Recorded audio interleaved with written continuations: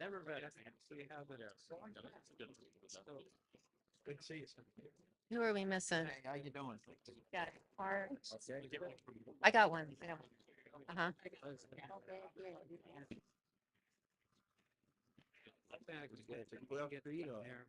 The whole thing, from Highway 27 to 12th Street. All right. Haven't released it yet.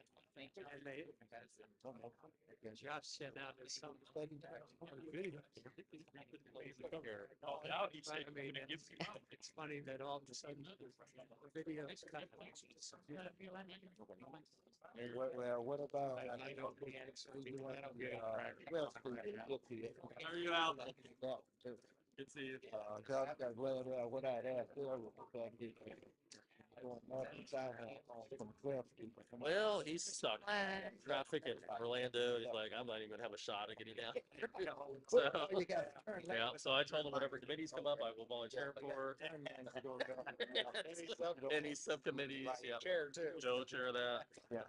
And I was over there, I wanna need to still be on back up on We're east side with this 20. back in. Come with anybody? Citrus Power and Hancock. Going up and south on both of them. Need the right turn out. How many years you got left? You got We something like it going north to south as we go, they come out, we don't have to right. Discussion. Sure. They want to go right. I don't think there'll be much on Yeah. the city, the grant, so it was, I mean, that's about it. It's like freezing in here. I always get shivers, so I should have thought about it in advance. The lane's already, yeah. Okay, all right, I see, oh, there's the mayor. Okay. Yeah, their next stage, July 12th. And If you're, yeah. 17th or 18th. I'm out of town for those. All right, here we go. The Washington week. Yeah, we're going to do the pledge. Good afternoon, everyone. Welcome to this joint meeting of Lake County's municipalities and Lake County Board of County Commissioners. It's June 30th, 2025, and we're going to start the meeting with the Pledge of Allegiance. So if we'll all stand and we'll do the pledge. I pledge allegiance to the flag of the United States of America, and to the republic for which it stands, one nation under God, indivisible, with liberty and justice for all.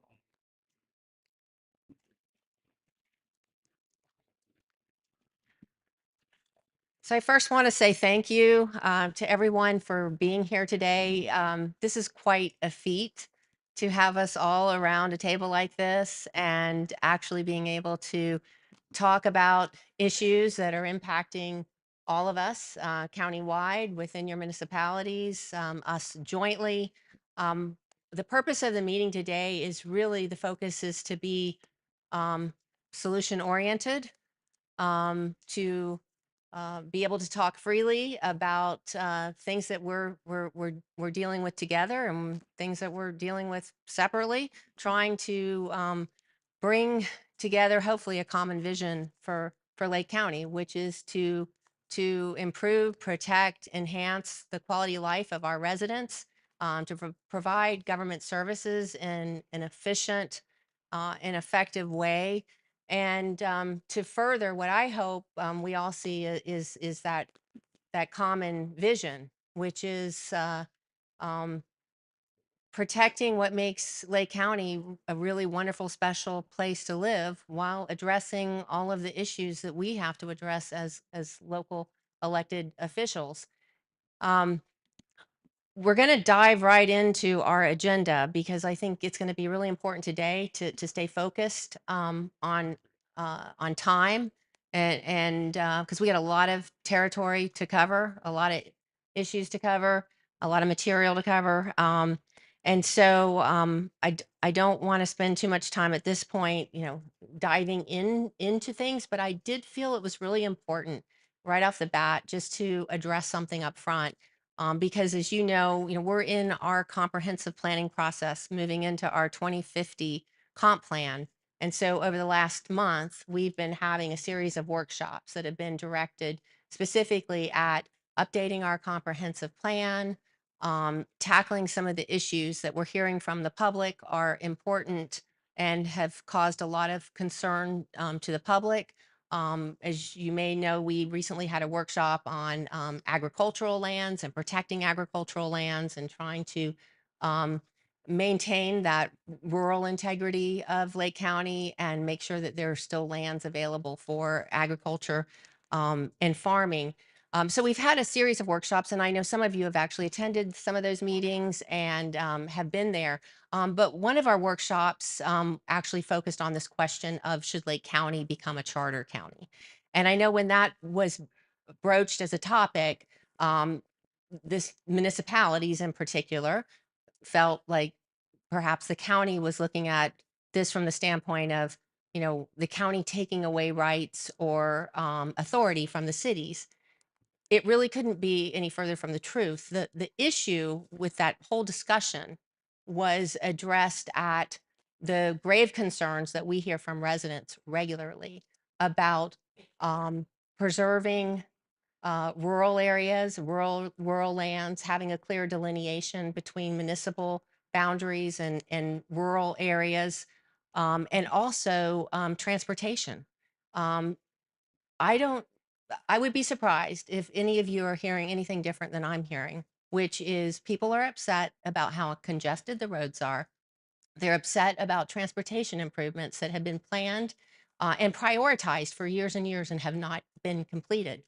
Um, and they're frustrated about that, and they all feel like they pay plenty of taxes now, and the last thing they want to do as current residents is fund what they perceive as the impacts of new growth, new development, new residents. So knowing that with charter government, one of the issues that has been tackled is actually establishing parameters for when property can be annexed or not annexed, the protection of rural lands. And those issues came up in Orange County. And so I'm pretty certain that all of us commissioners started hearing, I know I did, from residents who said, why can't we do that in Lake County? Why can't we have a charter that says, here's where the rural lands are, here's where the urban boundaries should be, and how, and let's do what Orange County did. And my answer to them was, we can't do that. We're not a charter county. We don't have the authority to do that. So that discussion started out in the public realm, and 15% of the electorate can petition to require a charter committee and to require a referendum on that issue. So knowing that there's this grass movement afoot to look at that as a real possibility, we had the discussion to find out, okay, is there a way to do it in a way that it's limited, it's directed at particular issues, and it doesn't get into the realm of taking away authority and autonomy from our municipalities. So I just felt like I wanted to get that out there right off the bat so that you all could at least hear from our perspective and my perspective that this was not an issue of taking away autonomy from the cities. It is an issue of trying to be responsive to what we're hearing from the residents of Lake County, which is find a way to fund all these transportation issues that we're behind on, find a way to protect the rural character and nature of Lake County and those areas that need to be protected, and find a way to do this in the most efficient, cost efficient way possible. So that's really where that was the genesis of that discussion. But I do think it's important, to keep in mind that regardless of what the county commission decides to do, the residents of Lake County, the voters of Lake County, they can take this issue upon themselves to bring it forward. So I just feel that it's really smart if everybody in this room is thinking in terms of, okay, well then if we were going to go that route, what would it look like, and how could we do it in such a way that it would be the most beneficial to everyone across the board. So I wanted to put that out there. At this point, we're going to jump right in to the joint planning agreement process and updates on where we're at. Some of you remember it's been about a year, 2 years that we were all in this room together. almost 3 years. And one of the most poignant things I remember John Drury saying, we need a common vision that we're all rowing in the same direction. And I think that those words could be, I mean, those words are so true. I feel like so many of our problems could be addressed if we all were rowing in that same direction. And that's really what this is all about: joint planning, trying to get ourselves moving in the same direction together. And we can't make progress if we don't keep talking about it. And while it may feel like we haven't gotten super far, we really have made a lot of headway so far, and we're going to learn about that today, and learn about what more we can be doing in that regard. So Josh Sheldon with the East Central Florida Regional Planning Council and Mike Fitzgerald will be putting on this presentation. Josh is a GIS director of the East Central Florida Regional Planning Council. He's going to present the background information on the interlocal agreement with Lake County for joint planning and the progress towards the task in the agreement. And then Mike will also discuss JPAs. So welcome, Josh. Hello, everyone. So, Can you get closer to the microphone? yes, could you guys hear me? A little closer. Beat it. Good afternoon, everyone. So, back in September of 2022, us in Lake County entered into an interlocal agreement to conduct the following. So, overall, with the joint planning visioning, we had 4 tasks on this project. The first one was project coordination and steering committee. Second one was developing a joint conservation strategy to be utilized throughout the county and all the municipalities. The pilot program and development for a model JPA with Groveland, and then just continued engagement with county and municipalities throughout the process, and to gauge their interest and participation with the joint planning, visioning, and agreement, all, the whole process.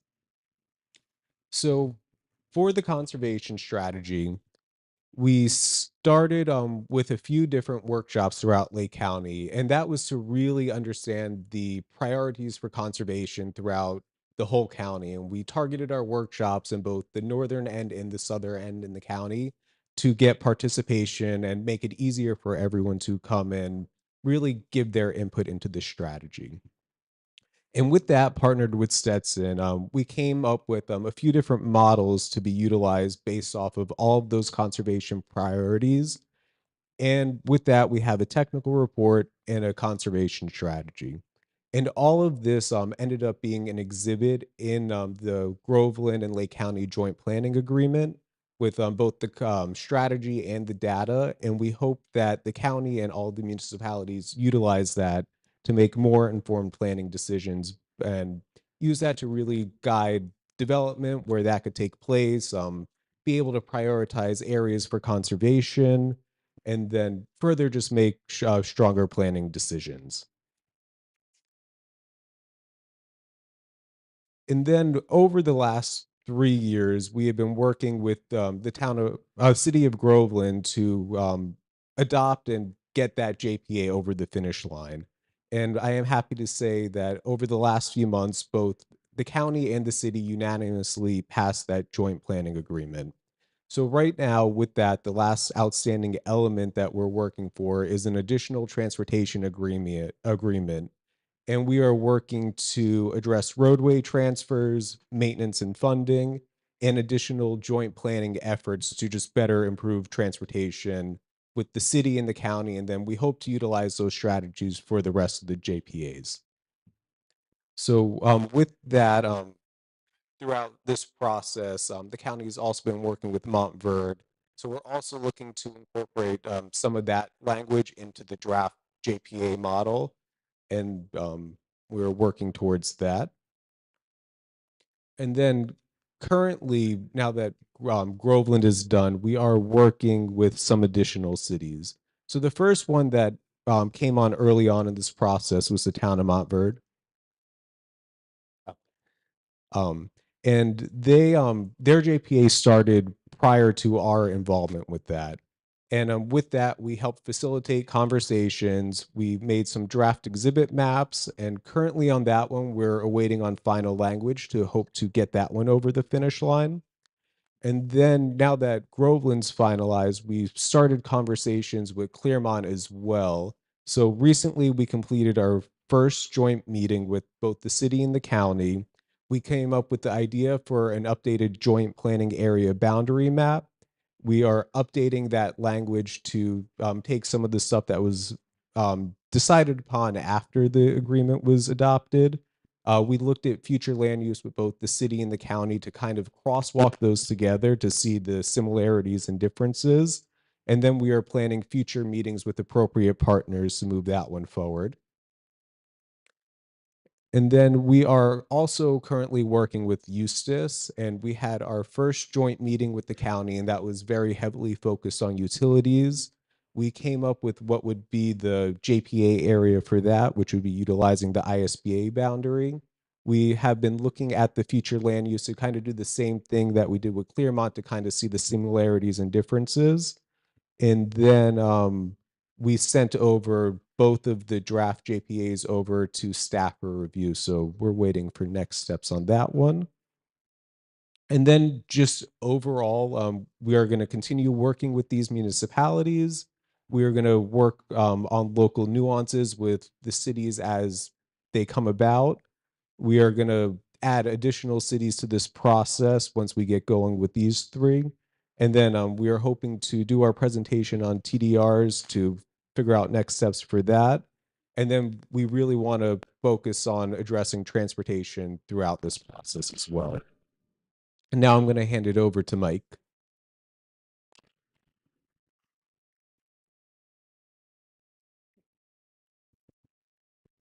Thanks, Josh. Hi, I'm Mike Fitzgerald. I'm the Director of the Office of Planning and Zoning for Lake County. Just a little background on me. I've had the opportunity to work as a director on the city side as well as the county side. So I have an understanding that there's a difference in growth strategy with the cities. There's a difference in comprehensive planning, economic strategy from the city and the county. Just some comments on staff's perspective on joint planning. We want to be sensitive to what cities are doing. We understand that the county has rural protection areas that they want to keep in place. The cities are annexing certain areas and they want to develop according to their growth strategy. So we just want to find that balance between the city and the county and have our communication be more consistent as we move forward. We are currently getting ready to adopt Mount Dora's JPA. It's in final draft format. Mount Dora is still reviewing it, and we're hoping that we'll put that across the finish line soon. We have had initial discussions with the town of Howie in the Hills and the city of Leesburg, and those have been very positive. We've gotten very good feedback from the city, and we're hopeful to move forward with a JPA very soon. For the solutions to this, we've had a survey done, and I will turn this over to Dr. Levy from Levy Consulting. He will give some solutions and results from the survey. Thank you. Thank you, Mike. Good afternoon, everybody. So prior to this gathering, we sent a questionnaire to every city. It was made up of 6 questions, and 8 cities completed the survey. The cities of Leesburg, Mascot, Mount Dora, Tavares, Groveland, Howie in the Hills, Fruitland Park, and Umatilla responded. We felt it was important to gauge the view of the cities coming into this meeting because, frankly, as Mike said, we often see that the vision for the areas, the unincorporated areas surrounding cities in the view of the cities is sometimes different than the view of the county. And so we wanted to test those ideas and test the perception of the city. And I think some copies are being distributed of these slides. You're going to get this whole presentation afterwards, but the first question we asked is, how effective is the current coordination between your city and Lake County on growth management? And while it's challenging to see this, I'm going to try and read it from here. 50%, so this is a 5-scale score here, going from very effective to very ineffective. Okay? So the best score you could have if you answered it positively would be very effective. The current coordination between your city and the county. Nobody answered very effective. Half the respondents said somewhat effective. A quarter said somewhat ineffective, and then a quarter said neither effective or ineffective. So that gives you a sense of the view of the cities on that question. The second question is, rank the following joint planning priorities from 1 being most important to 5 being least important. And what came out, the top ranked response was future land use and coordinated planning.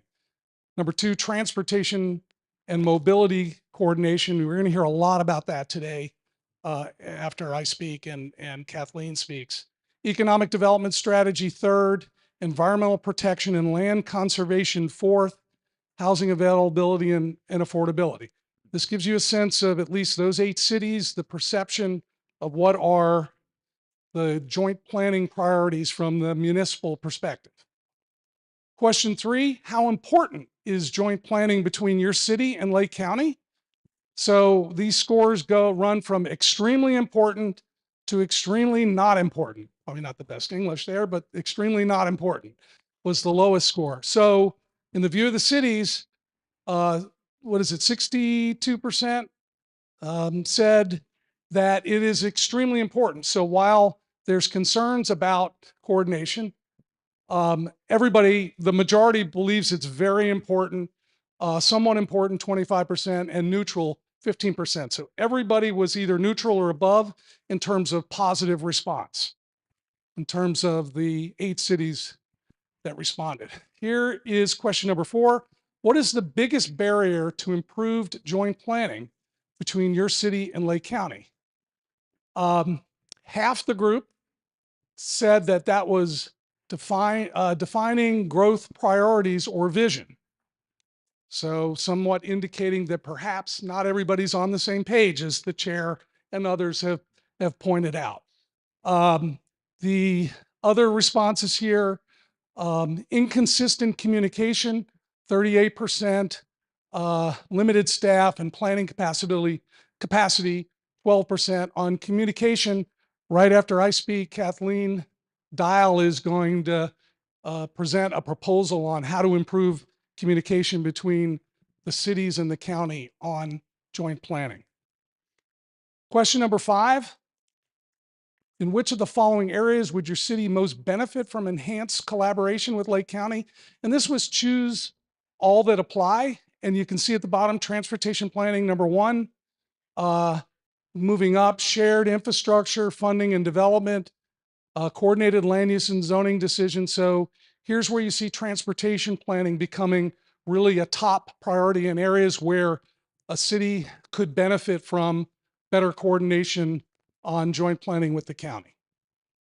And finally, we asked an open-ended question to give people an opportunity to respond. You can see those answers there. The growth and political philosophies on growth can differ from visions and JPAs. There's that potential disconnect.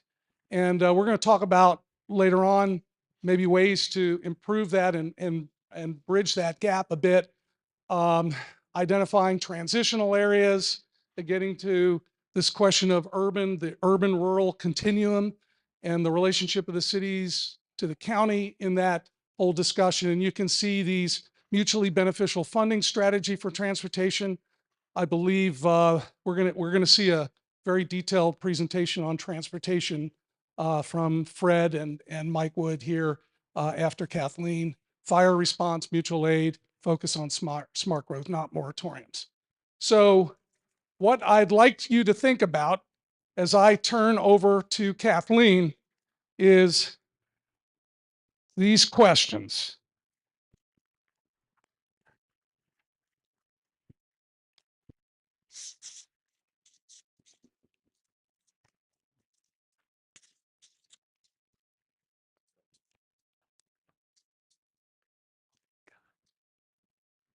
I'm going to come back and we're going to facilitate a roundtable where everybody's going to have a chance to speak.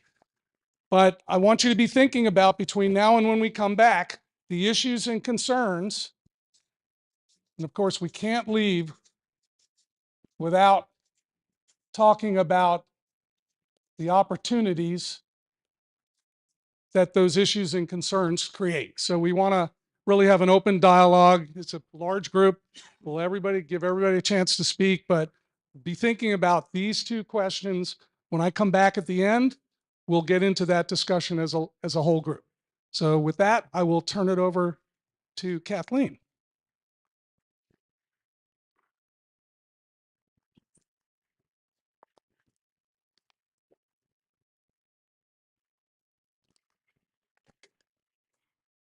Good afternoon. For the record, Kathleen Dial, Executive Director of Development Services for Lake County. And county staff has really been contemplating how we can improve coordination between the county municipalities and between municipality to municipality when we have a project that may have indirect effects on a neighboring city. How we can improve that coordination and also communication.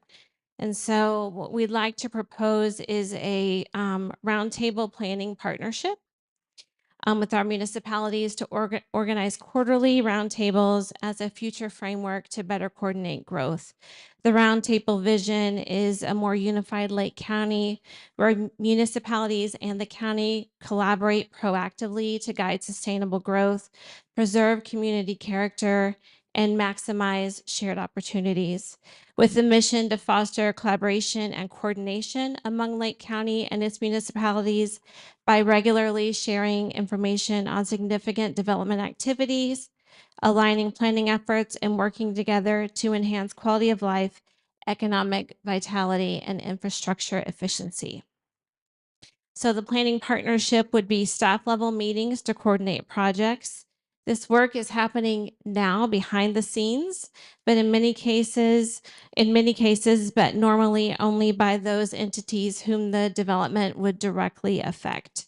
So who would attend the planning partnership meetings right now would be planning directors or that designee from a municipality in the county, public works directors from the municipalities and the counties, their economic development director or designee if they don't have one.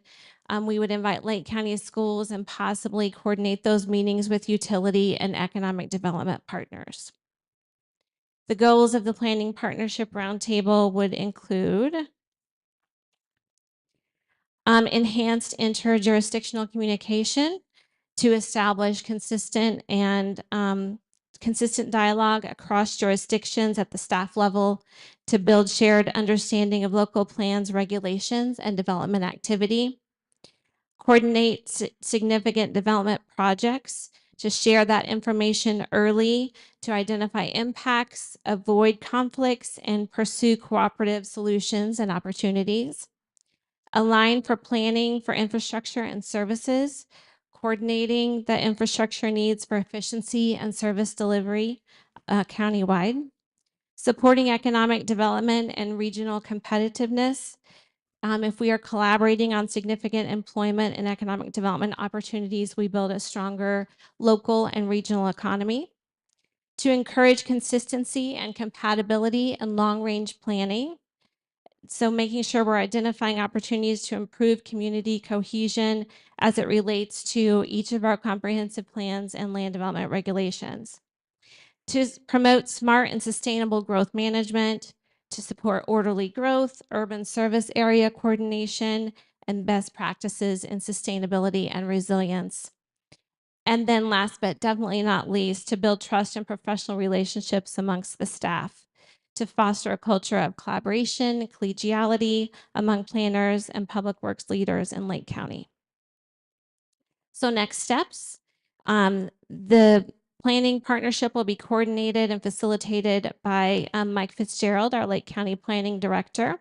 And we'll be reaching out to invite staff and your staff municipalities to quarterly meetings. We anticipate hosting some of these in person so that we have that opportunity to build the collaboration and teamwork, relationship building but many of these will be hosted online for efficiency's sake, and coordinating with 14 municipalities in the county we know can be a challenge on calendars. So we will be working towards having many of them virtually as well. With that, I will turn it back over to the chair. All right, thank you, Kathleen. We'll move now right into transportation planning through JPAs. And as mentioned before, I think we all know this is probably the biggest issue plaguing Lake County right now. It seems like every time we go to an MPO meeting, we find out that even more money has been pulled back from the state that we had hoped to be there to help us with some of our more regional type transportation needs as well as our local needs. Without further ado, Fred Schneider, Assistant County Manager, and Mike Woods, Executive Director of the Lake Sumter MPO, will be presenting on updates on transportation and future road improvements. Thank you, Commissioner. Again, Fred Schneider, Assistant County Manager and also Public Works Director. I have some very brief slides today. Transportation planning, programming is a very long, detailed subject. So I'm just going to touch on a few basic items of maybe some talking points, some thinking points as we go forward and think about the asset that we have. So the roads network that we have is both a county and municipal roadway asset. Both the county and the cities, we have roads that we own, maintain. We have new roads that are built, either through subdivisions or collector roads that we build. And sometimes these collector roads could be a city road or they could be a county road. I'll talk a little bit about the road projects. I've got a selection of road projects that we could discuss. Every year, we go through our road program approval with the Board of County Commissioners. That's typically in September. And prior to that, we send out notices to every city and county, to your staff, and we ask for projects. We look at those. Typically, what we're asking for is transportation impact fee funding, whether it qualifies as a collector road. So we've been through that process this year. The information has been given back to the county. Your staff, if they have any questions, they'd be happy to discuss it with them. But it's got to be a collector road, capacity kind of road project. And then I'll just talk a little bit about the revenue history. There's a lot of discussion about, we need to build roads. How come we haven't built roads? Why is there some delays in building roads? But the county and the cities as partners have been very, very busy building roads over decades of work and as growth occurs. And sometimes you have these economic highs and economic lows, but we continue to move forward with these road projects, and I'll explain that in a little bit also. So the road maintenance and construction of new roads is a core function of county and municipal governments. It's how we all get around. It's how we get to work, to school, to play, to all the things that we have to do. And everybody's looking for good, high quality roads in the county, meaning everybody.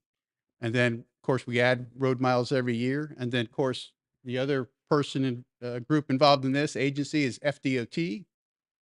They've got the state highways that run through almost all of our towns and cities. And then we also have the Expressway Authority that they're right now starting another link into Lake County south of Claremont. So in the Lake County roadway asset, this is a favorite slide of mine. Lake County has almost 1,300 centerline miles of road, which would be a distance from Tavares to Boston. And then if we said lane miles, that's how many lane miles. Like a 2-lane road for a mile is 2 lane miles. A 4-lane road for a mile is 4 lane miles. So we have a number of 4-lane miles that makes that number go up. We've got 2,823. And those are the kind of things that we maintain, the typical things that you might maintain as well on some city roads. City municipal roads. We've got a total of 963 miles of municipal roads in Lake County. And if we add those together, we've got 2,254 road miles in Lake County maintained either by a county or by a city or a town. In the last 20 years, basic time frame. 344 miles, centerline miles have been added by municipalities.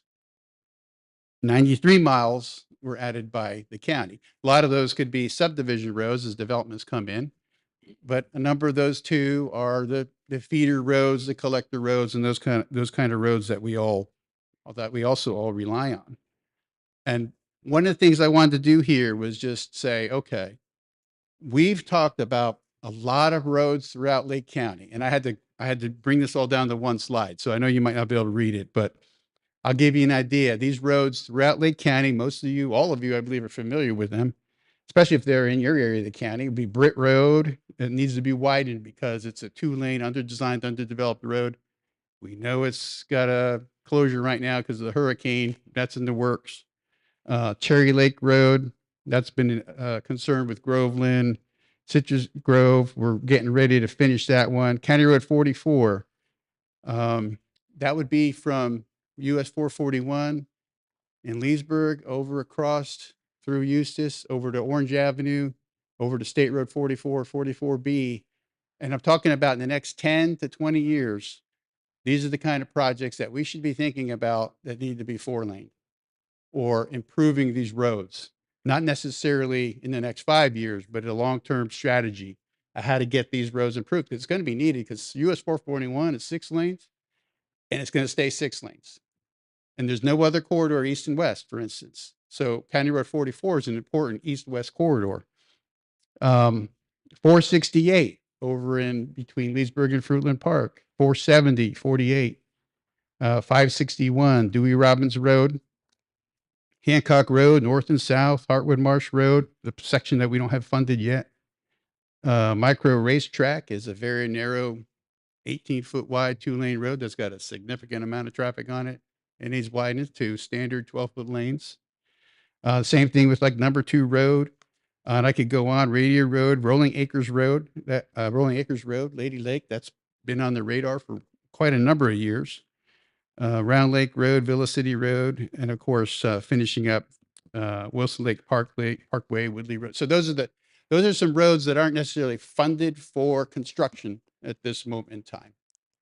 And so what does that look like if we were to fund it for construction? $673 million to build those 25 roads. And I'm sure you could add something to it. You could add a road to it in your area. But that's pretty much what it would cost to take those roads and in the next 20 years, get them to where they need to be. Is 673. So if you divide that by 20 years, that's like 33 million a year. And that's construction cost only. That doesn't include right-of-way costs. That doesn't include design. So I'm not trying to be negative, but I needed to build this basis with you so you understand what not just Lake County's dealing with, but what we're all dealing with. It's a significant issue for us. This is 20-year, say, transportation revenue for Board of County Commissioners at the transportation. And so you might not be able to read it, but I'll make it clear to you. So the blue, that is gas tax. The yellow is our service fees. Green is sales tax. The purplish color, that's impact fees collections. You'll notice on impact fee collections, there's quite a bit of variability over 20 years. And I'll explain that in a minute. And then we also get grants, which is the light blue color. So on the gas tax, if you look at 20 years, we start out in say 2004 for Lake County, the pennies of gas tax, we get like 10 pennies, but it's not exactly 10 that comes to Lake. State keeps a part of it. Some of it might be shared. The cities also get the municipal gas tax and some other shared funds, but this is just Lake County. So in 2004, 11 million. In 2024, 15 million. So while the funding source has increased 4 million over 20 years, the hit that it takes is substantial, and I'll get to that. I'll get to that in a minute. But you have fuel efficiency that's eating into how many miles a car can drive versus used to. You've got inflation, and you've got all those things that were the gas tax that the county and the cities use to maintain our roads. just can't do what it used to do 10 years ago, 20 years ago. So we all are facing that issue with how to maintain what we have.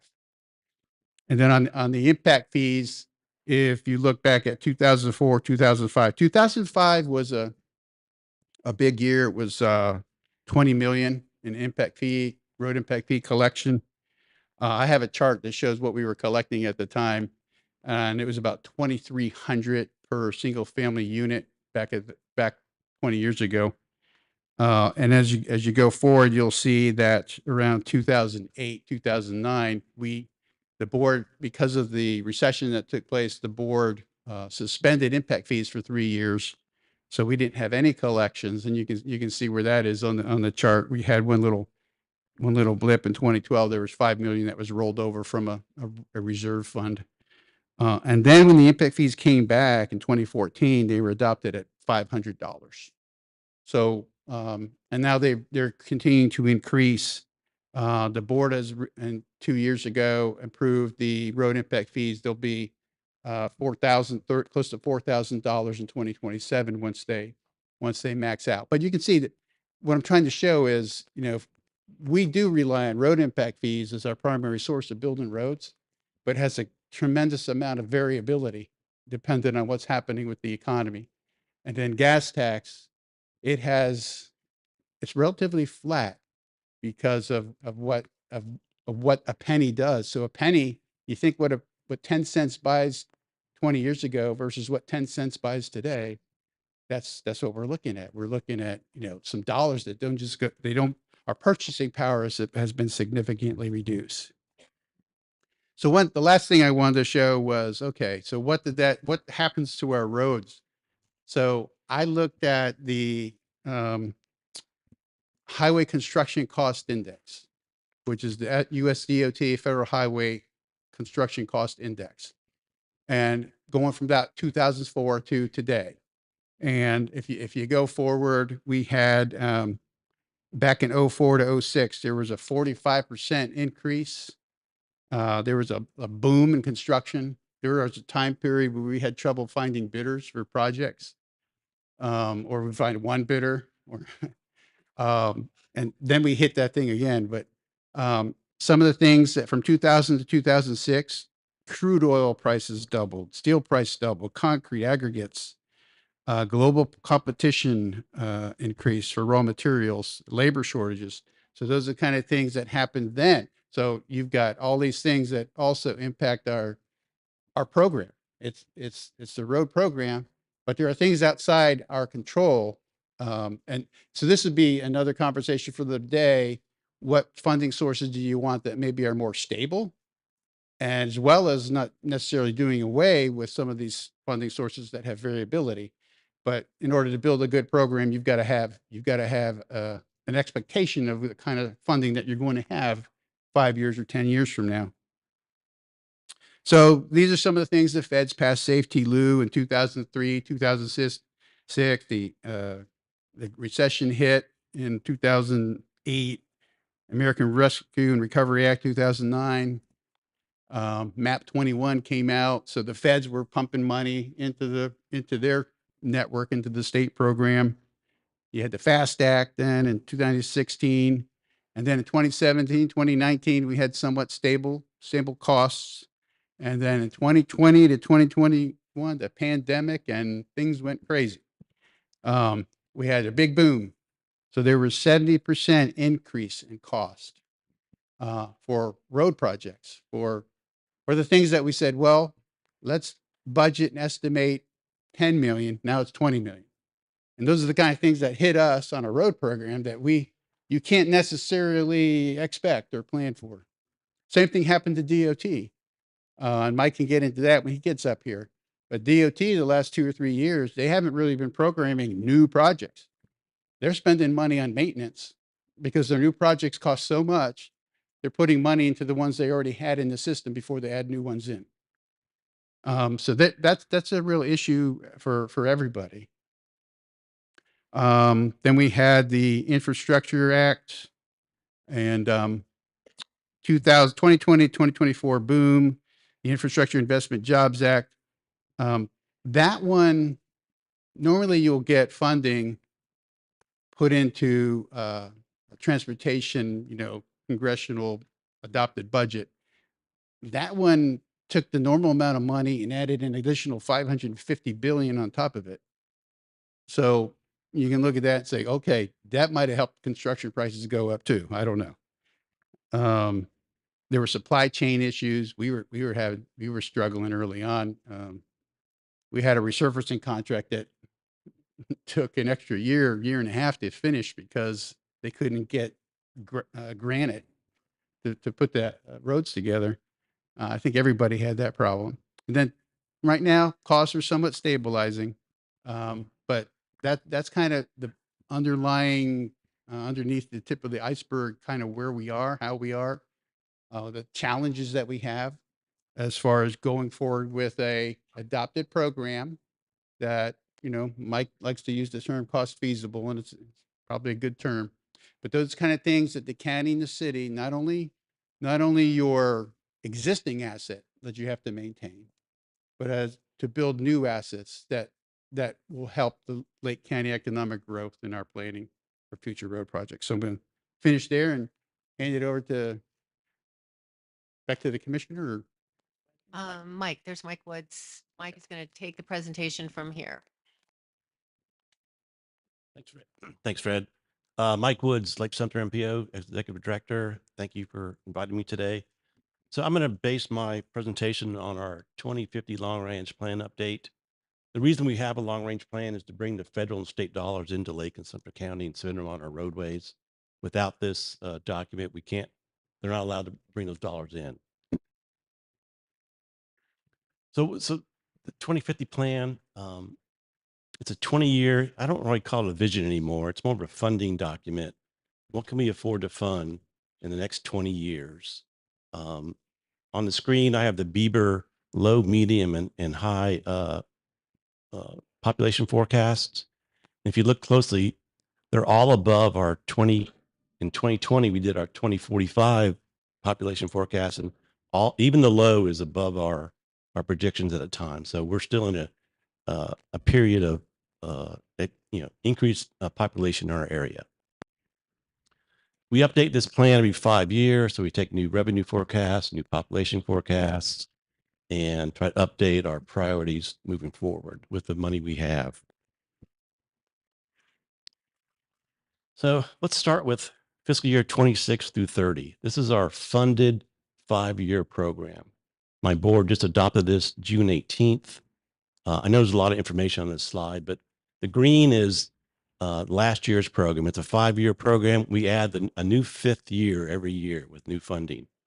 So back in 2020, in the green, we had a $1.9 billion program.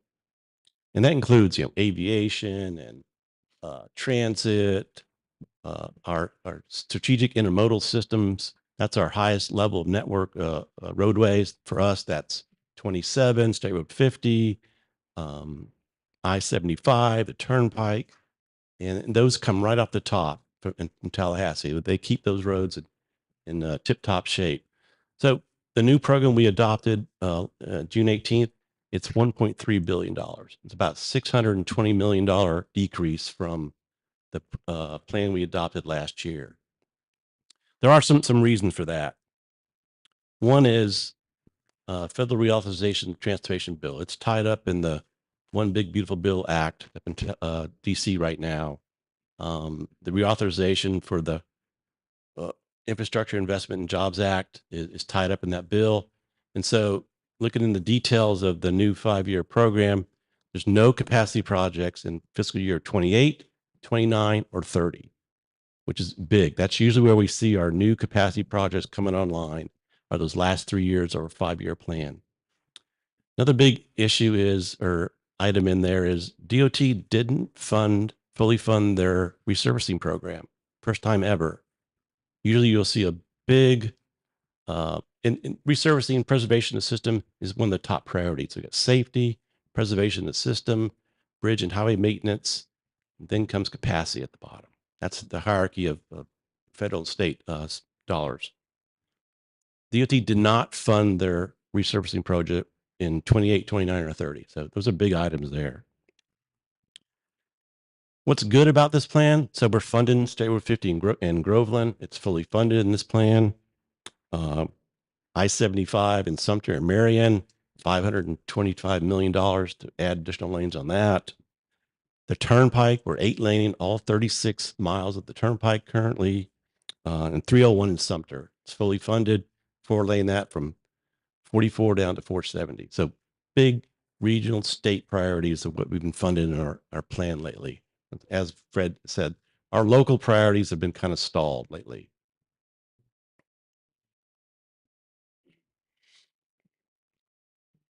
So here's our financial forecast. This is something we do with the long range plan. And I'll help you with this. The blue is state funding. The yellow is federal aid system funding. And the green is federal transportation alternative funding, which we can use locally. We can use that for bike ped, trails. There was a big increase in the transportation alternative funding in this year's funding allocations. It's about 2.5 million a year, which can go a long way towards our current trail program.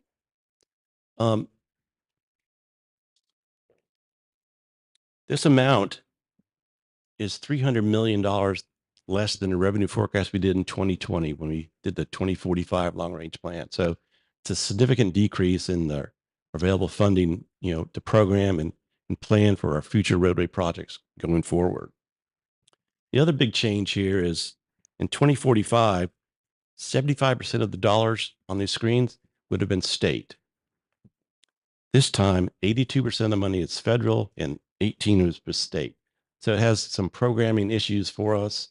Now, federal dollars can go on all roads, and federal dollars don't need to be matched if they don't need to, if the locals don't want to. So we can say Round Lake Road, it's got a $30 million construction phase. That would have been hard to do with state dollars with the restrictions on those. With federal dollars, we could fund that fully. So just one example on that one. Like I said, it represents a $300 million decrease.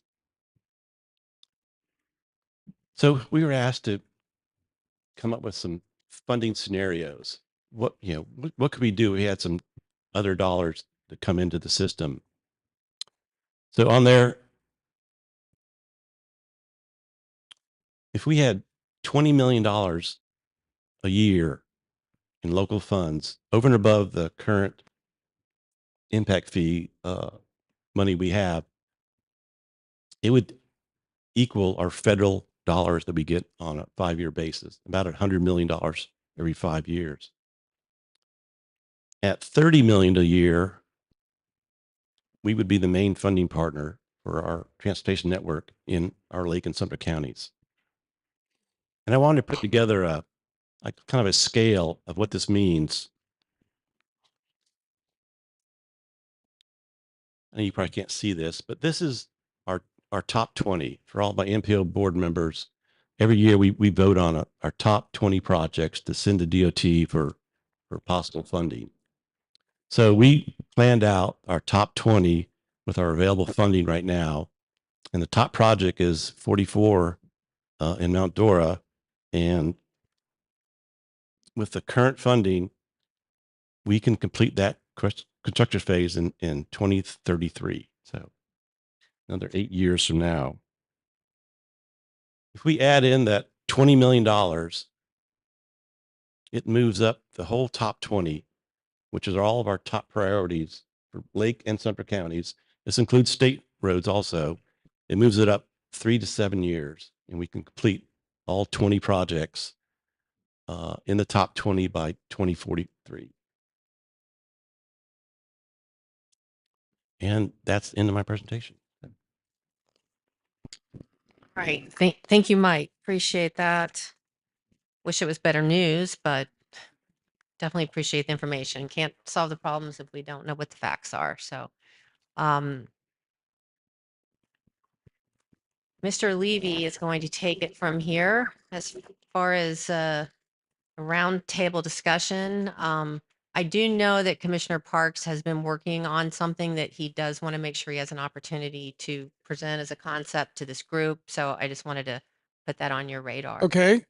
We might start with that. I guess I don't have a choice. I have to go after Mike, and after listening to that, Look, joint planning between cities and counties is not easy. I had a full head of hair when I started in this business. I've done a lot of JPAs in my career. There are tough issues. And after seeing Mike's slides about population projections and how Lake has always exceeded beyond what the state thinks your growth is going to be, that I don't see that changing.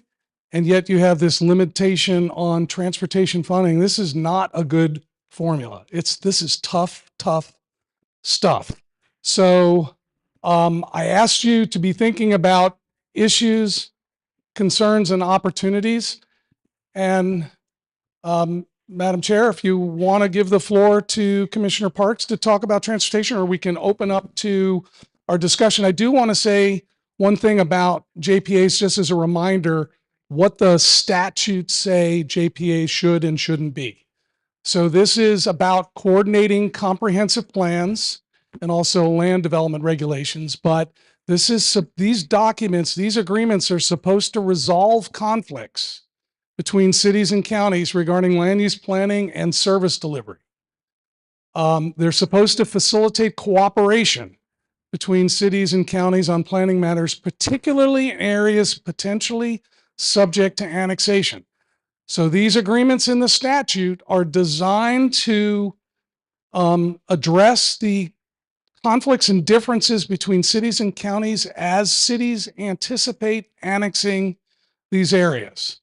So cities, you have a stake here in your future, and it's really important, as well as the counties. And between the two of you, you can either have great success in delivering services more efficiently and effectively, or if you don't coordinate and cooperate, a lot of money could be left on the table. So I could just start with that as a preamble. Well, I just wanted to point out, because I had seen Commissioner Parks's proposal circulating. This is not an issue that has been brought before the Board of County Commissioners as far as something that he has worked on as a white paper on transportation funding ideas. So I just wanted it to be clear to everyone, this is not something that's coming from the BCC, but it is something that Commissioner Parks has put a lot of time into, that as far as some concepts on transportation funding. So I just, wanted to make that known, that it wasn't a BCC proposal, but it's his brainchild. So. Thank you, Chair. I actually don't want to talk about the white paper. That Nope. wasn't it. So the white paper is out there. You probably have all had read it, at least looked at it at some point. What I really wanted to do, and I don't want to hog up the conversation, because this is, I think, going to be at this point the most valuable part of the day to what we're going to do next, I think. And I thank you, Richard, for leading us in the discussion.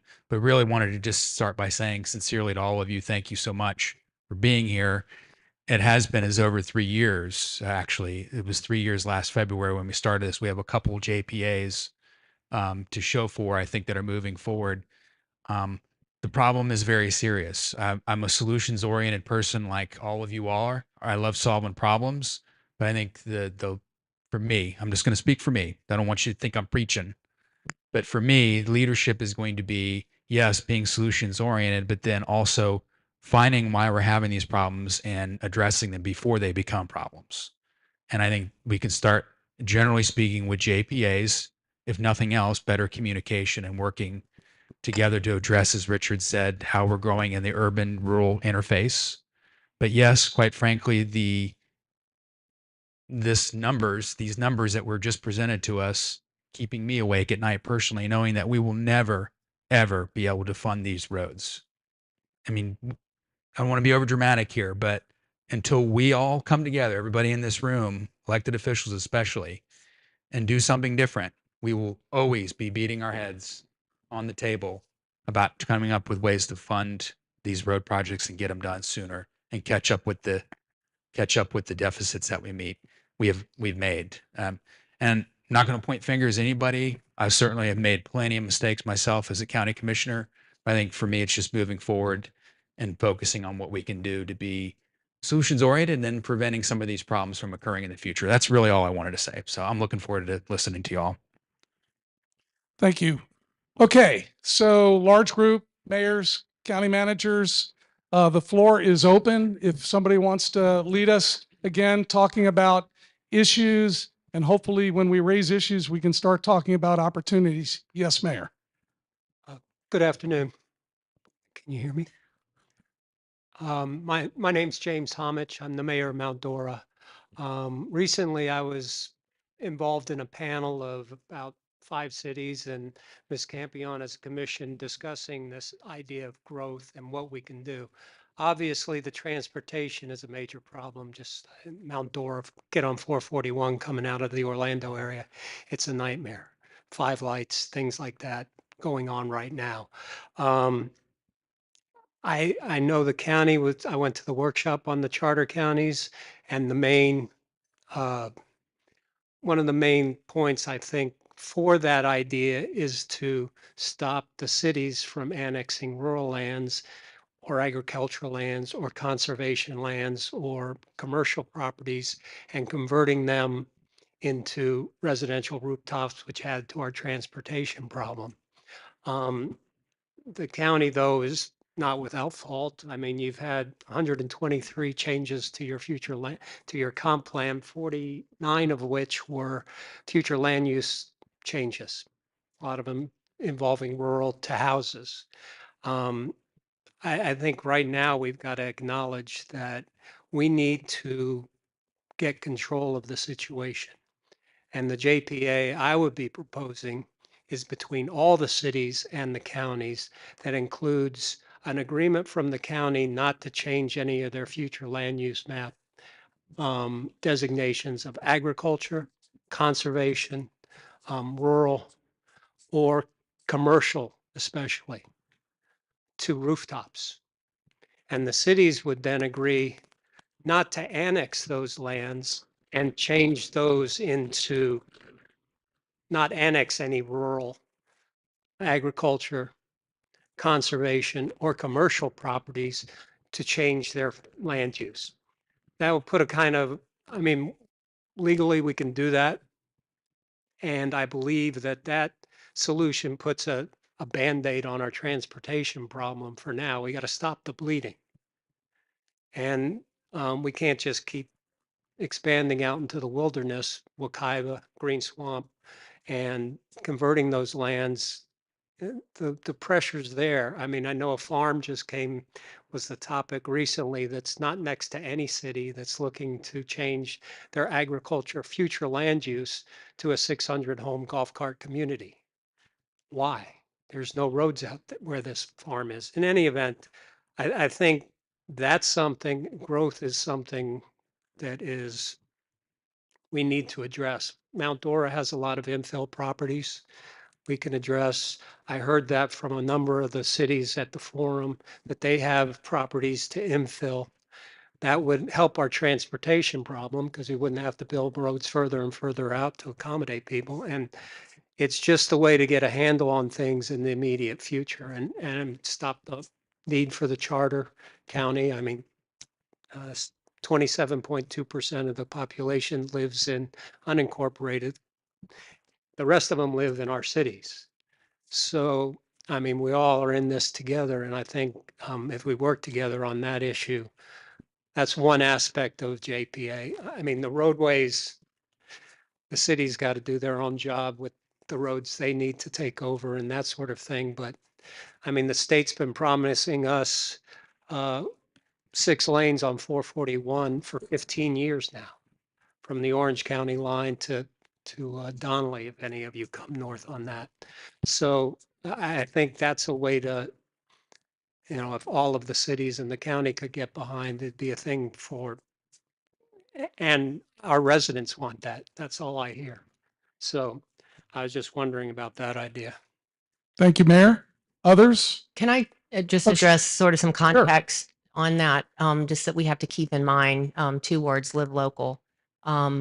Because when it comes to commercial land and industrial designated land, if it's got an underlying zoning on it and it's commercial or industrial, then we have to live with the fact if a developer brings in a development and it meets the requirements of local. So I think it's important to keep that in mind because I think we're getting ready to have one of those happen to us. So we don't have really the prerogative to deny that situation. That's pushed on us. The other thing is that one thing that comes to mind is when the unincorporated land has a land use on it already. When you all make a decision to annex, then you choose in conjunction with the property owner and the process what your land use is. But we start out already having the land uses, so we have to deal with the property rights side of it from the very start. So if we have an application come in and they want to they want to develop what's already on the land use map, those are rights that we can't give away in a JPA. You know, we have to acknowledge what's already on the map. So it puts us in a different situation. I just wanted to put that out there for a little context for everyone to think about. On the other hand, when you all annex, you have a lot more leeway. You can ask for things that we can never ask for because we've got to honor the property rights that are already on the property. You're making a decision to actually make a change to either upzone it or just to accept it into your city limits. You have like tons of leverage and authority that we don't have. We're working with what's already on the map that was put there in 2000. But what we've done as far as some of our land use changes, and these might be some that Mr. Homage is referring to, we've actually changed to a planned development from a straight land use. We improved the land use that was there that we would have been stuck with. And so some of our changes are those changes where we actually approve a land use change to the comp plan, to the future land use map, but we do it because what's already on the property, we can improve upon it, whether it's getting roads built. I think of one out in Sorrento where they're actually building a spine road as a result of us doing a planned development land use. That we wouldn't have gotten that if we just accepted the applications when they came in and we didn't do a land use change. So I like the concept that Mr. Homage is putting out there. I would just say that there has to be some caveats where we're not in a position where we can't improve upon something. The land use rights are already there. Or in the case of Live Local, where we may be forced to either accept what's crammed down our throats, or we actually try to come up with a better plan when dealing with a landowner developer. So just something to think about. I think I saw, yes, sir. Mayor. Ed Freeman, Mayor of Lady Lake. Push the button. Ed Freeman, Lady. Is it lit up? Now it's There. on. Okay, I'm sorry.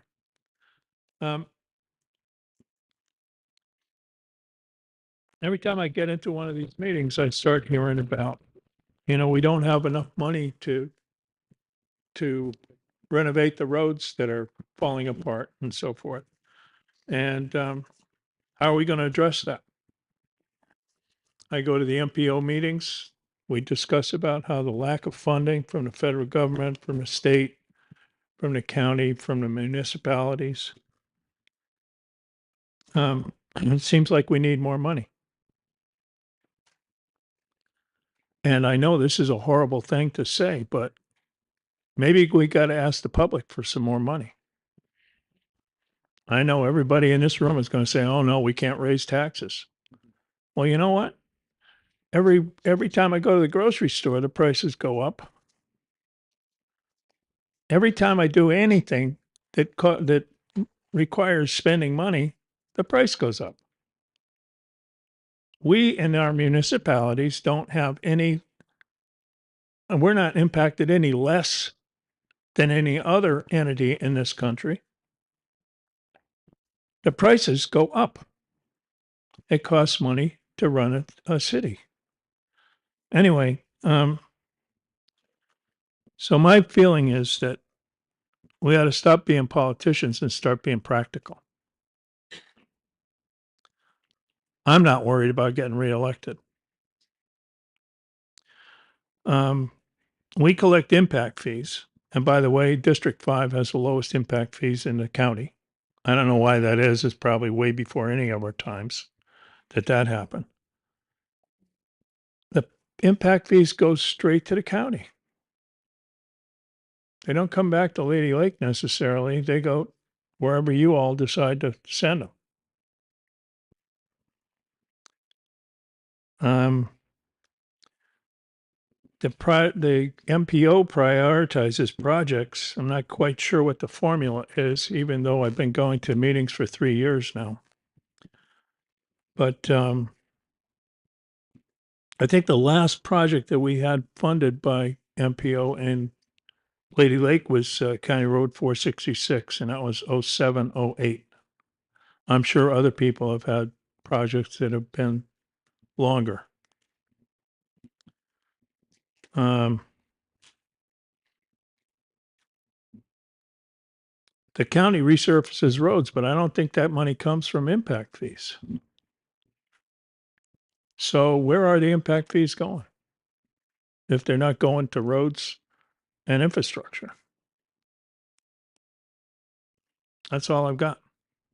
Mayor, I'm going to ask for other comments, but I'm going to throw this question out there just as for the group to consider. Has your city considered adopting a city road impact fee, or has any city discussed a municipal road impact fee? Mobility fee. So there's a potential solution, right? And I'm not a big government, big money, but if you listen to what Mike Wood said, you got growth coming and you don't have the funding. But our roads are fine. Our city roads are fine. They're well maintained. They don't have potholes. Okay. We might want to have Fred come back and at least address the issue with impact fees and where do they go. Where are they But going? as a Fred? general rule, like 466 impact fees, that was our match. That is the match we use for these MPO projects, which benefits unincorporated and municipal road systems. The entire network is benefited from the impact fees used as a match or a developer actually putting in improvements and getting a credit.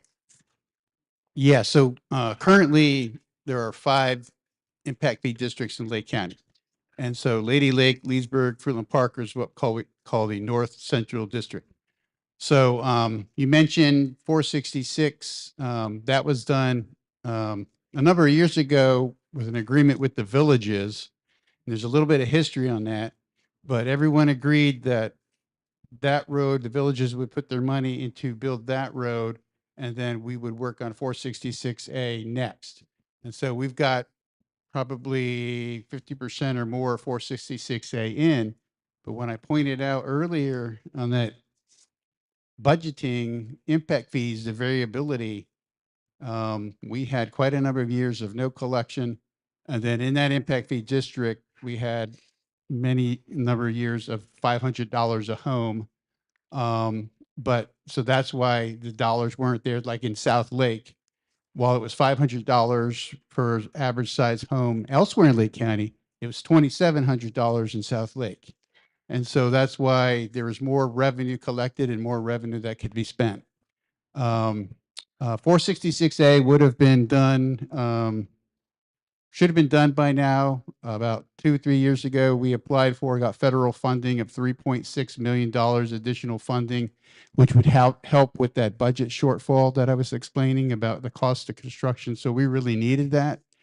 But then at the same time, DOT came back and they wanted to redo the PD&E study, and there's a long history of that. But that one, we're going to redo the PD&E study, 466A. That should be done in 6 to 9 months, and then we're going to get ready to bid and finish But Fred, finish that job. could you focus on the question though of where do the impact fees go? So they stay in the district, and then the decision is made: does the developer actually build an improvement and get a credit? So those would be projects that, for example, with Lady Lake, you might have approved a project, impact fees collected, or not collected. Developer built improvement and got a credit, or it could have stayed in the district to be used as a match for some of these larger projects. Yes, you've said it. So we do developers agreements, impact fee, developer upfronts the cost, finances the project. We'll give them impact fee credits, and it might take them 10 years to recoup those credits back, but they've built the road. We've got the road 10 years ahead of time. We didn't have to wait yet 10 years to build it. So we do a lot of those public-private partnerships, especially where we had large tracts of land, working with 1 or 2 large property owners. The impact fees that are collected in that district have to be expended in that district. So whatever is collected in that revenue has to be spent in that same district.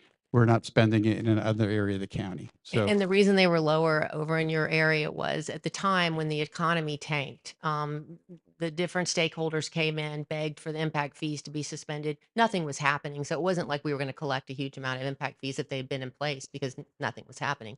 Then when the economy started to come back, the South started to boom faster. Northeast Lake County started to pick up, but Lady Lake, mainly like Leesburg in particular, it was slower. Things were slower. And so a request was put in by the stakeholders. And I think even some of the cities, home builders, they came in and they said, can you keep those impact fees lower and then begin to taper them up? And that's where we're at right now is we're inching up per state statute. Thank you, Fred. Okay, let's keep going. Issues, concerns, opportunities, JPA, transportation, land use. Yes, sir. Hi, Pat Kelly.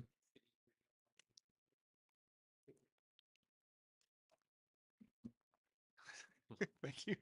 Um, to what Commissioner Campion said, the PUDs have been a great tool for us in Lake County.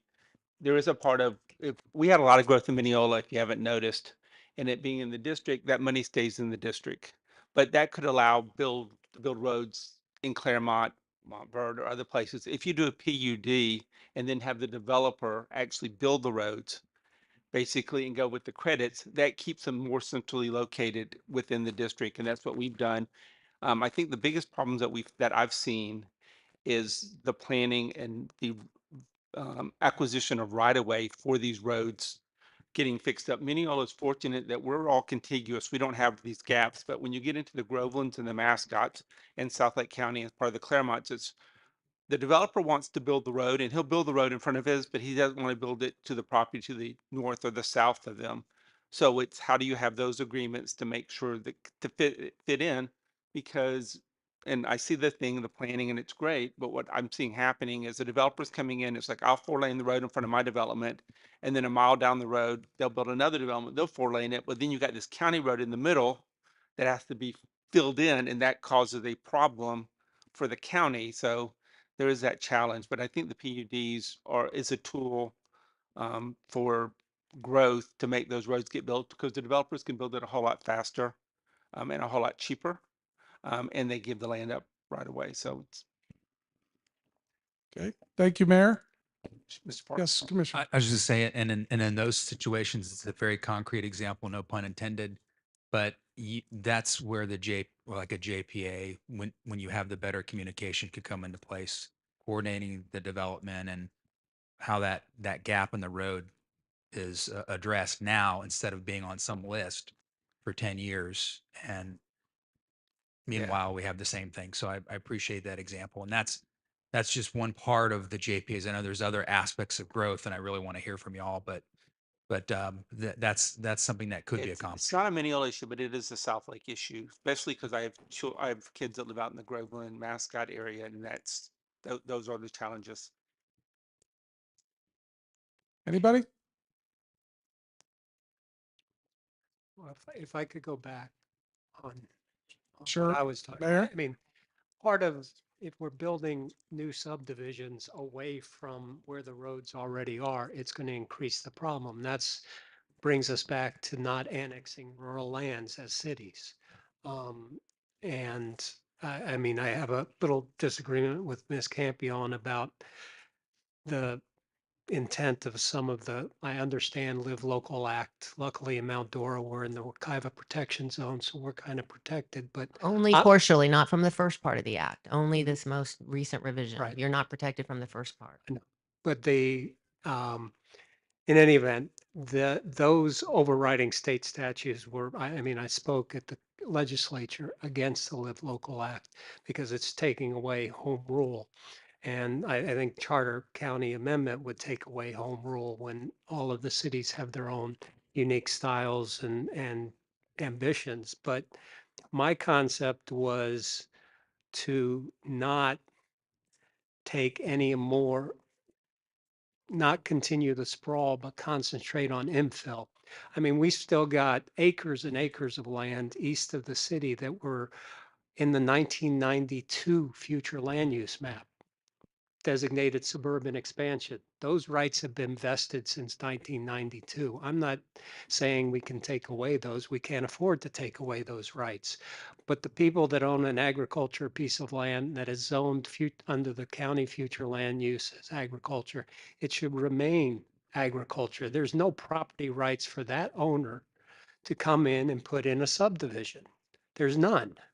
And so telling them no when they walk in the office door, or say they come into the city manager's office and say, we want to annex into the city so we can change our 50 acres of rural land or rural transition or conservation or agriculture into a new development, under a JPA between the county and the cities agree not to do that, and the county agrees not to do that.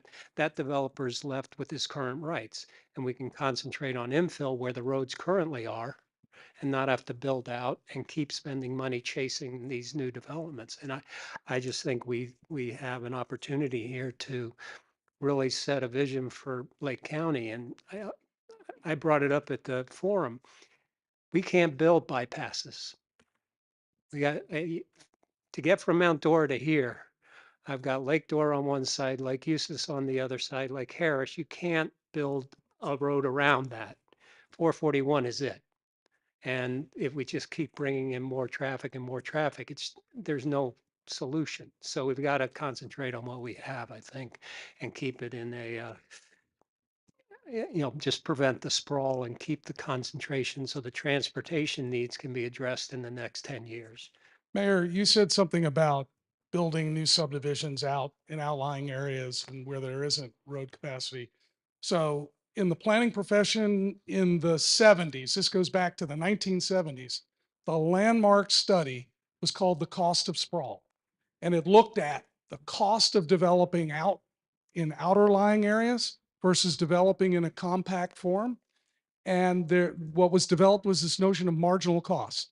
And marginal cost is that the cost of living further out in terms of local government services and capital infrastructure is much higher on a per capita and per home basis than it is in an urbanized area.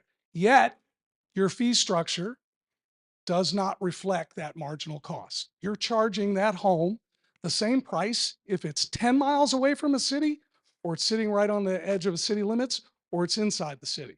Just something to think about. Yes, Commissioner. I appreciate you bringing that up. And it was already mentioned, mobility fees. That was one particular thought that was on that white paper that I mentioned earlier. But to the point, Mayor, and Richard, I'd be interested to hear from you on this too. But the urban growth boundary. I mean, are we to that? Is that a possibility? And then also, I don't know if I'm just putting this out there because it sounded like we were stalled for comments here, but Okay. the countywide conservation strategy. So just a question for elected officials, from an elected official: are you aware of the countywide conservation strategy that we did? It wasn't just me, that we did as an actual document for a planning tool. That So could let's ask that question. yeah. Raise of hands. You're aware, relatively aware of the county's conservation strategy.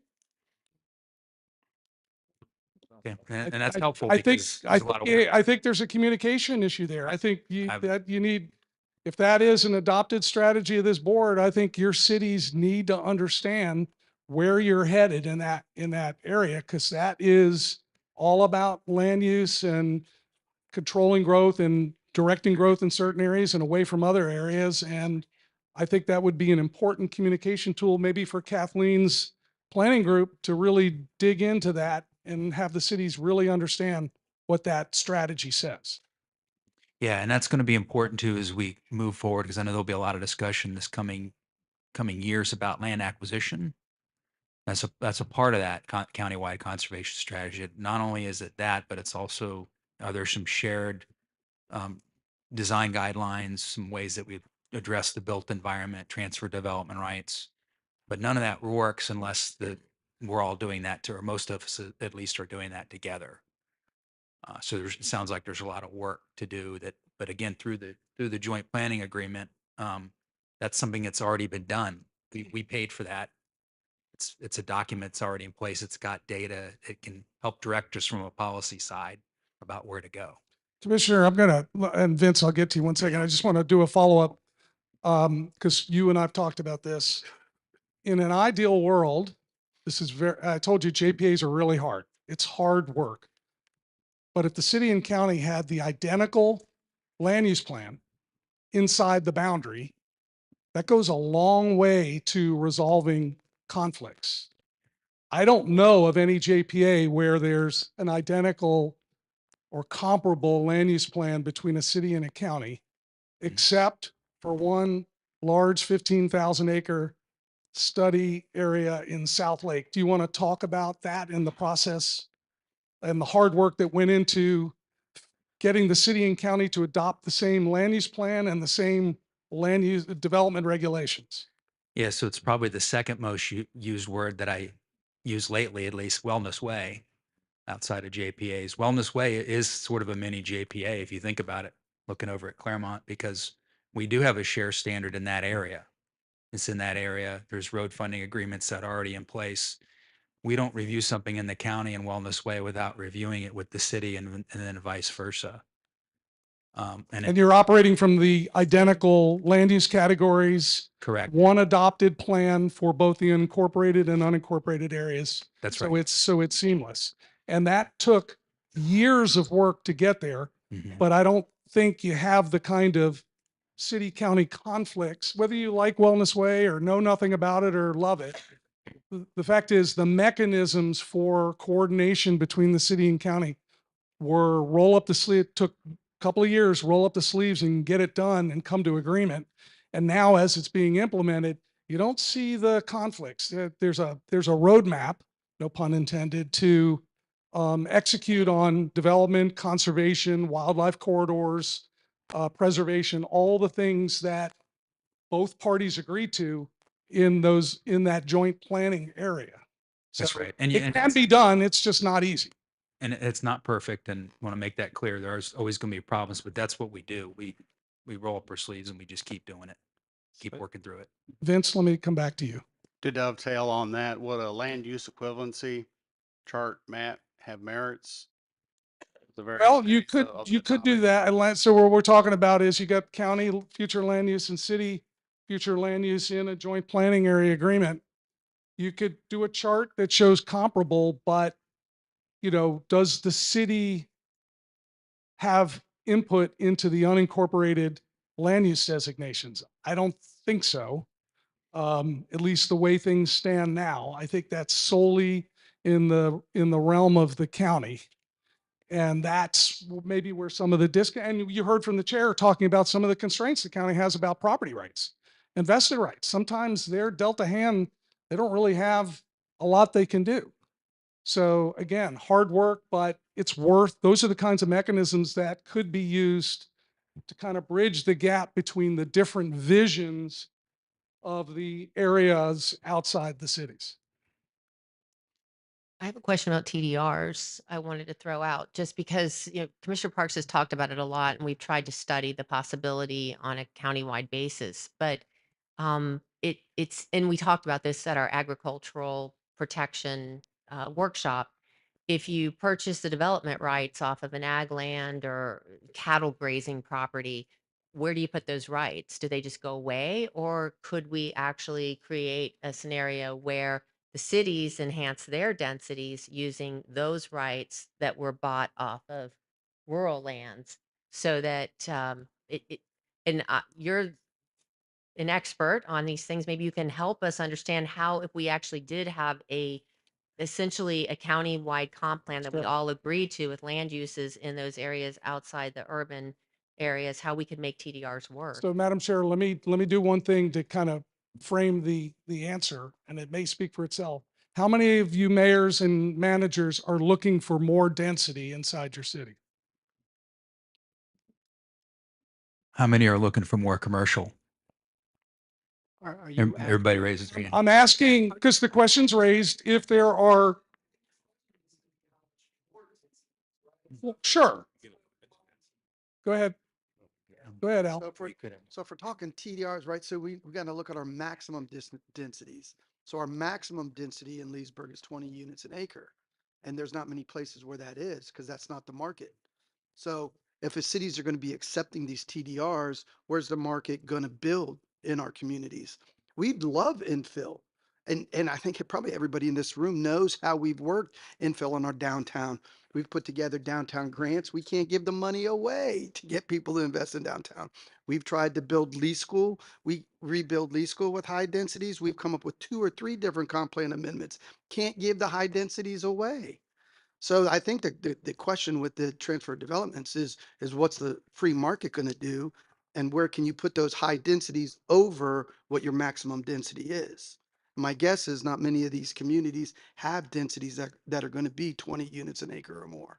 But when you amend your own future land use maps and go through your updates, wouldn't that be an opportunity where you could look at your existing densities and where you could actually, instead of just mapping out higher densities and new locations, you actually said, oh, the only way you can increase them in these locations would be if you purchase TDRs. I'm just throwing this out there because We increased our Leesburg densities in our downtown area. We expanded our core downtown, which was 3 or 4 block area, so we just recently expanded that to include a big chunk of Dixie to 441 in that corridor. So, I mean, Yeah, it may not work for every city. There may be certain circumstances, maybe once or twice, where it maybe only works for Leesburg. You could also look at, I asked the question about commercials because I know we always think about it in terms of residential, but in a commercial equivalent, which some cities want more of that, there could be an opportunity to transfer a density in a rural area for a commercial equivalent in a city. And that's possible, although cities control their own future land use and can add commercial and industrial as they see fit. So I listed TDRs on both charts because it's a topic worth exploring because it's consistent with the county's conservation and open space strategy. But I think a lot of work needs to be done to examine whether it's a concern and whether it's really workable or whether there's an opportunity there. Yeah, And so that is something I think collectively the group ought to put on its agenda to work through and examine. And just real quick, I know you want to keep moving here, but again, with the TDR, for instance, there's other concepts. Think about us as a whole. So I know you have to be concerned about your cities first. I understand that completely, but there's a benefit to Lake County as a whole, even to your city, to keep a certain vision, a conservation-minded, agricultural-focused county. So yeah, there may only be a certain couple circumstances where it benefits you directly, but as a whole, I think to keep that conservation-minded county ethic. To your point, city residents are county residents. Correct. I think they're wearing 2 hats when they go to the ballot box. They're looking at the future of their city, but they're also, when they go to the ballot box for you, they're looking at the future of their county as well. So that's a point well taken. Absolutely.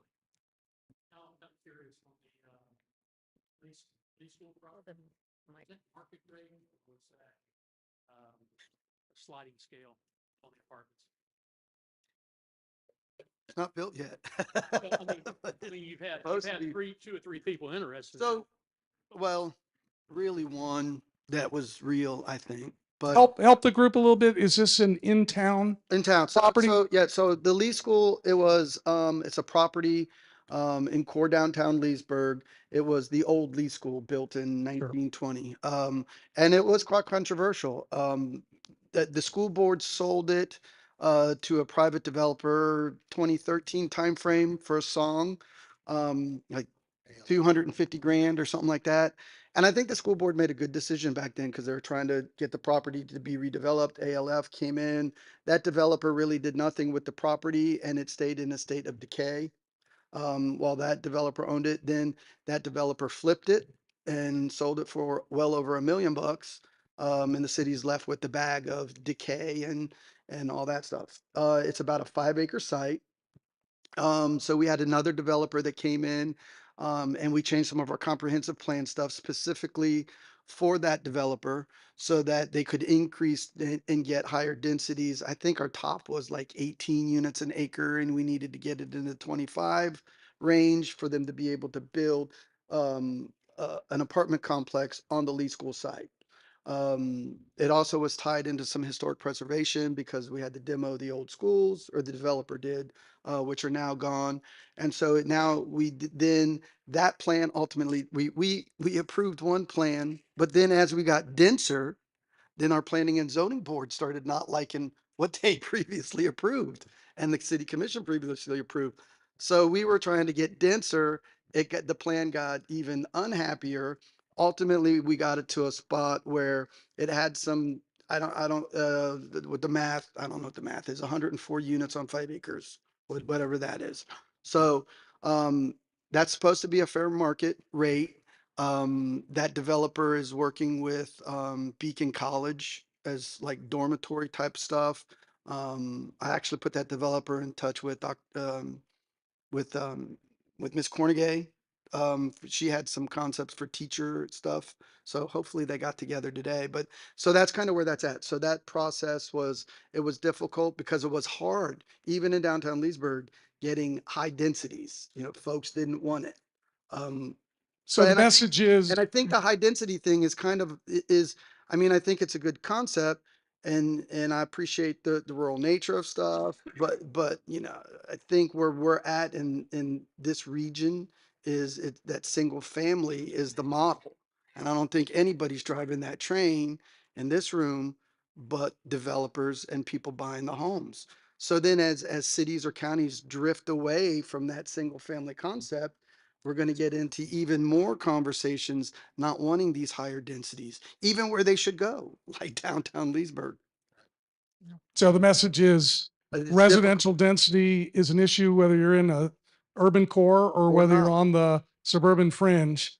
It's something we're going to have to Yeah. deal with. I think it goes to this whole idea of what people love about the county, the character of our county, small town, um, and then rural. You know, we've had like this small town feel. We have these great municipalities, great downtown districts. They're thriving, but they don't want them to turn into, you know, cities, like, you know, metropolitan type.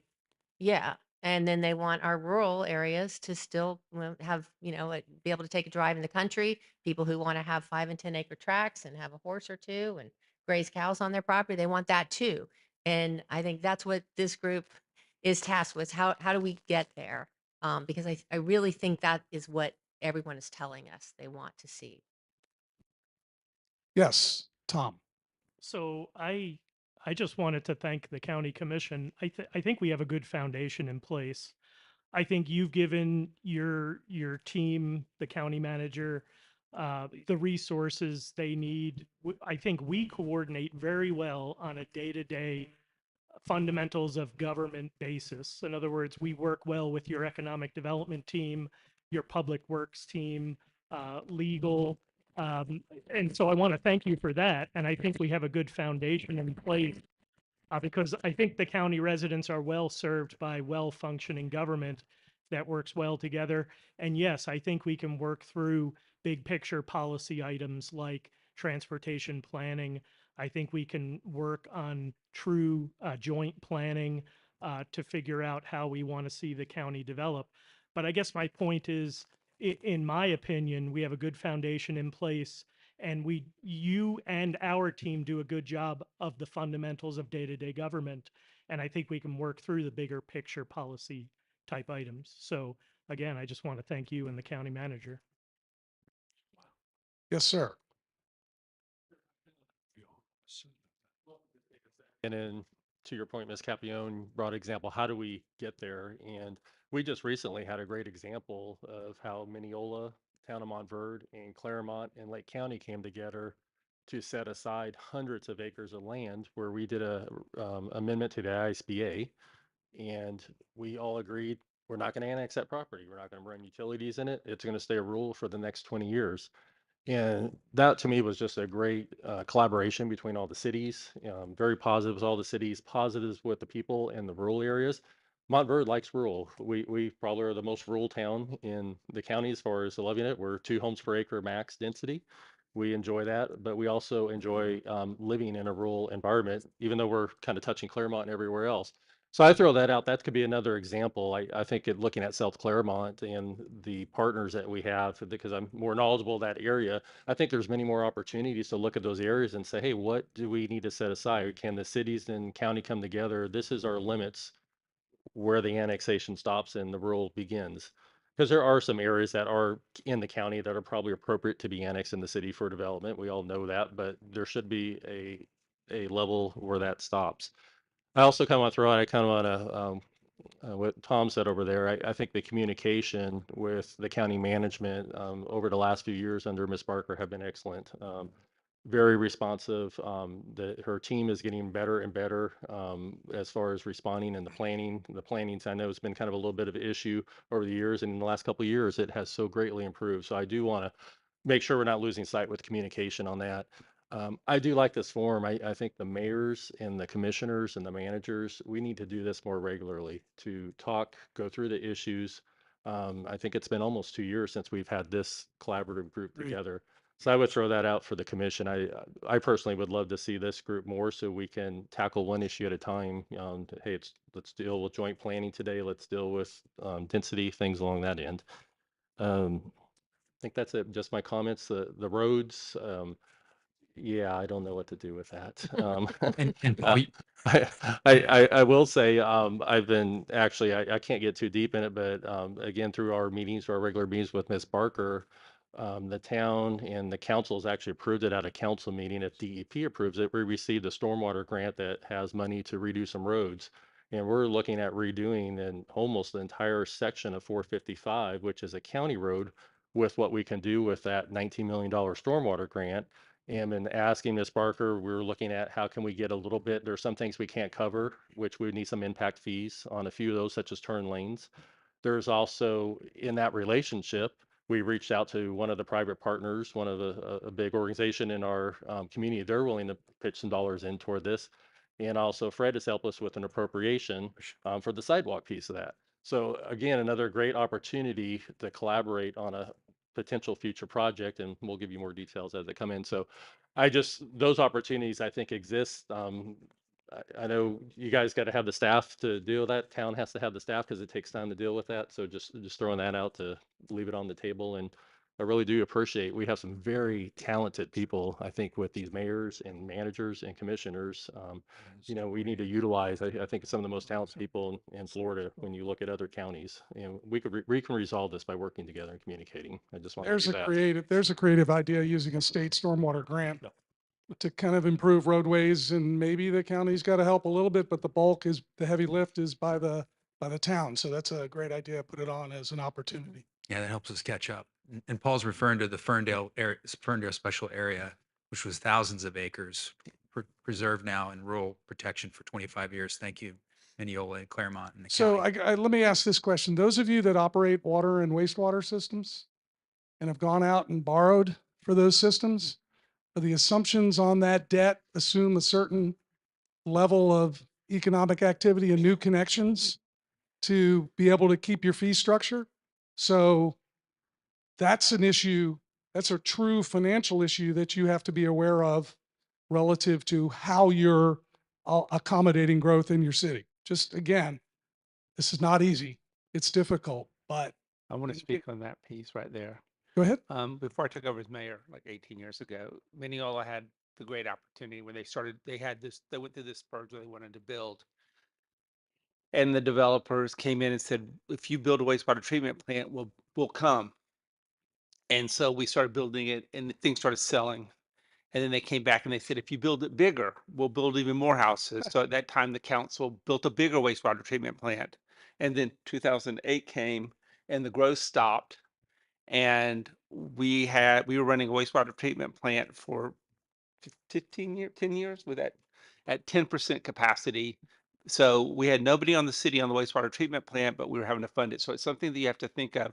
So for us, we have changed the mentality thanks to Mr. Johnson in his leadership, where we pretty much pay as you go. We're cash basis on this.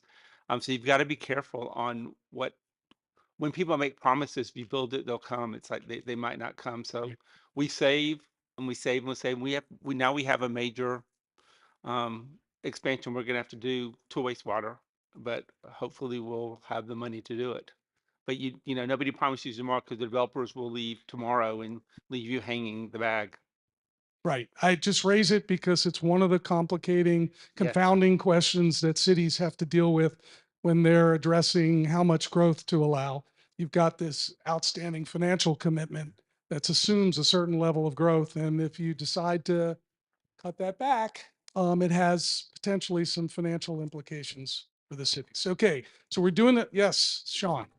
Yes, thank you. So just kind of following up on one of Mr. Lorino's points, working with Mrs. Barker and the county staff it's always a pleasure. They're really a great team. But I would say, we've kind of danced around one of the overarching issues, I think, here. And just as there was criticism of the Live Local Act, so there's a higher entity telling a lower entity what they can and can't do. There's a little bit of that kind of in the background of all this discussion that we're having, which is the county, the question of the county working with municipalities and telling them what they're able to do or not to do as well. I know we all maybe remember Strong Town still. For the last couple of years, we've been talking about that.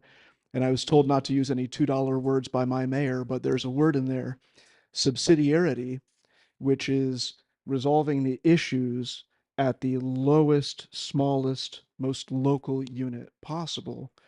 And I think there's a lot of opportunity that's being missed there. And I can talk about our town in particular. There's cases where there's been PUD future land use created, not zoning, but PUD future land use created. Developments approved at the county level that would be 50%, more than 50% bigger than the city itself that we would have to provide police protection and other services for. There's a lot of questions. We have one coming up at the county meeting tomorrow. But there's a lot of these issues, and I don't want that to get lost in this question of subsidiarity and still working together, staff to staff, making good choices. But again, not neglecting the fact that municipal home rule, it's not a flaw in the system. It is the system, and that's the foundation of political governance is the municipalities. So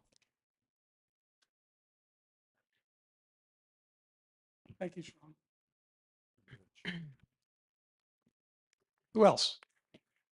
All right, we only do this once every 3 years, so here's your chance. Okay, John.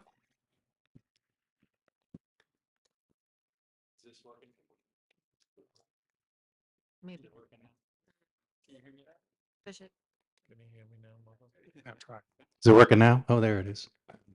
I'm John Drury. I'm the city administrator for Tavares. And, just observing what the two big issues are, which is, transportation, the roads, and these annexations seem to be the big two issues. And overlaying it is the vision of our whole community. And we know that a vision without implementation is a hallucination, never gets done. And the goal here is to implement the vision. And it feels like the vision is that people should be able to know when they've left one city and know when they've arrived at another city by having rural lands in between, wildlife corridors, things of that nature, so that we don't end up like the East Coast, Florida, where you just really never know when one town begins or one town ends. So if there is a shared vision of this whole, all 14 cities and the county, that you should be able to know when you've left the city of Tavares, driven through a rural area, and then arrived in Howey in the Hills, or left Howey and arrived in Leesburg. it seems in order to have that occur, this idea of boundaries, of annexations, is kind of a problem solver, right? And I don't know, it was 10 years ago, we came up with ISBAs, interlocal service boundary agreements, where a city would agree to a circle, never to go past that uh, boundary, never annex past that, uh, and negotiated that with the county. County said, yep, you can't go any further here. We negotiated it with the other cities that were around. And at the time when growth was Lake County was more of a pro-growth community. Those boundaries were big and wide. And what I'm hearing is to create these transitional zones on the outer ring, if you will, and then rural after that before you get to your next community. And what I guess I'm hearing is that these JPAs are going to address that. You're going to go into each city and you're going to say, here's your ISBA. It's a little bit large. Can we create a rural transitional area over here? And then if you want to annex in beyond that, you need county approval. And the chances of county approving it are going to be slim because you want to keep these open areas. So it feels to me that there's a vision that everybody's agreeing to. We're all rowing in the same direction. Feels that we're not hallucinating. We're beginning to implement what the vision is, and that the key components are this JPA for the 14 cities to review. We as city managers make recommendations, we agendize it, and it takes a majority of each board to vote on whether to amend those ISBAs or JPAs to give that buffer that we're all looking for. So it feels to me that things are well on their way when it comes to having that rural feeling in between the two communities. And I look forward to reviewing the JPA and seeing how it compares to the ISBA, and then sitting down with the council and seeing how they feel about it and all that. Is it fair to say that the county has a big map now identifying these wildlife corridors and these rural areas so that these JPAs are lock sync with that? Or are you negotiating JPAs to create these wildlife corridors and these rural areas? Is there like a big map that says these are the rural areas that we don't want annexed in, these are the wildlife corridors, and then we're going to come up with 14 JPAs that fit into that and see how these cities react to it? I think that we start with the future land use map. The county future land use map already acknowledges those areas of the cities that are urban expansion. So like all your enclaves, if they're in your urban core, on our map, they're urban. If they're in your if they're a little further out, they're urban expansion, or urban low as you get a little further out. So the map really already exists In your comp plan. in our comp plan. So the And goal is to create JPAs that mirror your comp plan, keeping rural areas rural and transitional areas I think that's the transitional. starting point, so that if there's any negotiation for areas that maybe that doesn't make sense in certain locations. Maybe development has already started to creep in certain locations, and now we've got to address transportation, and we got to come up with a plan on how we're going to deal with the fact that we've already got some development happening in places that were anticipated to be rural on our map.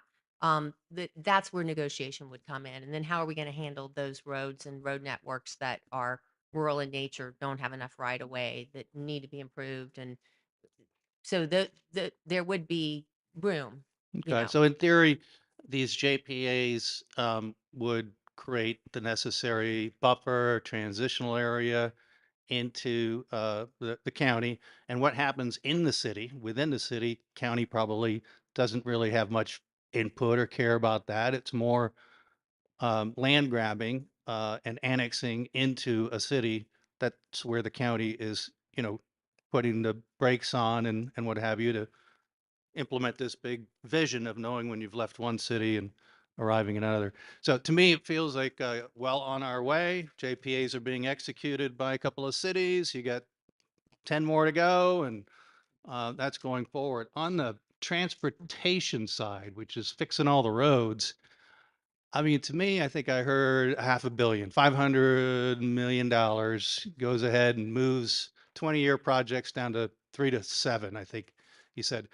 To me, that didn't seem like a big number. $500 million to take care of all of the roads in this entire county. And I mean, to me, it's a matter of money and figuring out how we're going to get $500 million and move all those roads, higher on the implementation list. So it seems I mean, those are the two big issues, right? Yeah, Fixing those are 25. I think the 760 million, something like that. That's our top 25 priorities on the MPO list. So there are more, Probably there's like a a much bigger list. Could be a billion. Yeah. But those are the ones that we all are aware of our worst spots that need work, and they need work now, and they needed work, a lot of them 10 years ago. And in the case of 44, 20 years ago, because it's been sitting there waiting to be funded. So I think that this idea of where do we come up with, I was intrigued with what Mike said, and about if we had 20 million more a year that we could then create a match to get other funding.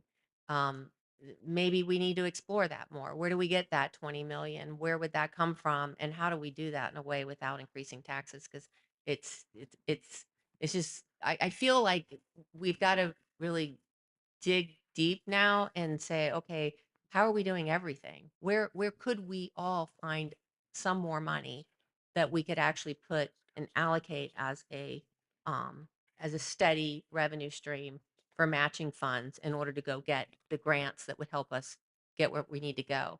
And one thought that came into my mind was, and I don't really know how this would work. I just want to throw it out there.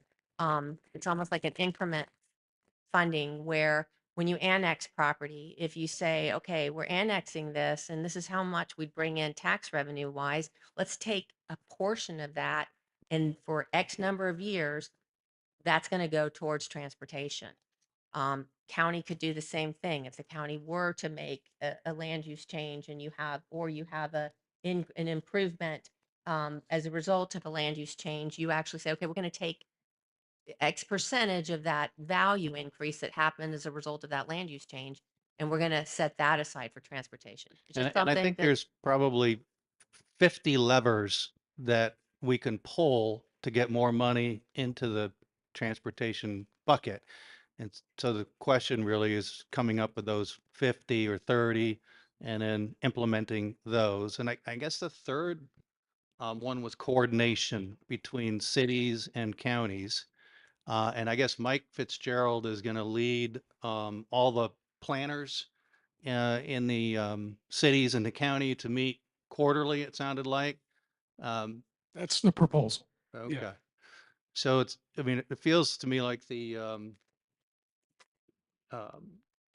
transportation is the one that's not solved, but the other two are pretty much John, before their way. you declare victory on the JPAs, you put out a vision that what you described, what you think where everybody's headed. I want to ask the group, is there agreement on that? No. Okay. Well, the vision, I think, is that there's a JPA that they're going to present to the 14 cities, and you're going to vote it up or down. Correct. So I think we agree on that. Yeah. That's I'm not saying what that's you're the gonna- process. Huh? That's the process. The vision, the vote up and down is the end result of the process. The vision is that every city has a JPA that aligns with generally the county future land use map? Well, it sounds like their vision is there's a JPA that's going to be negotiated between Sure. planners and city managers and back and forth and give and take and this, and then eventually each city administrator or manager is going to agendize it, and the council is going to look at it and go, I don't like it or I do like it. Right. But you describe buffers and rural zones between cities. I just want to make sure that everybody is, are there contrarian views on this at all? No, I agree with John. Okay. Yeah. Any thoughts? Because this is a big sort of outcome here. Want to make sure. I have a thought. I just wanted to go back. Mount Dora in 2004 entered into a JPA with Lake County. That map was drawn up strictly around the suburban expansion zones that were already vested rights within the county. We had a very limited JPA, but all of the land included in that JPA, there was no rural land, future land use maps I'm talking about. There was a Simpson Grove, that was ag, but that was future land use that ultimately. But we had that agreement in place, and the quid pro quo from the city to the county was we won't annex any land outside that JPA. So, and outside that JPA was this northwest section where I wanted to extend the JPA into that rural area strictly to protect the rural area from Lake County. And sure enough, we left it out because we kept it concentrated on the area that was under the future land use available for expansion. And Lake County approved the development in that rural land. So that land wasn't protected by our JPA. And that's why I was talking earlier about us agreeing not to annex that land and them agreeing not to change those future land. That would be the new quid pro quo I'm talking about. And part of the reason for that's not just growth, transportation, all of that. We haven't talked about water. I don't think we have the water capacity to keep expanding into the rural lands.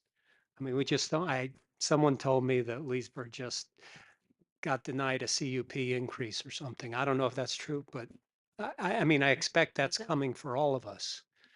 And so we won't have the water to accommodate this growth, and our residents will suffer from that. I mean, we have trouble keeping up with reclaimed water in Mount Dora. So I think the idea of preserving our rural lands, our conservation lands, our ag land should be paramount.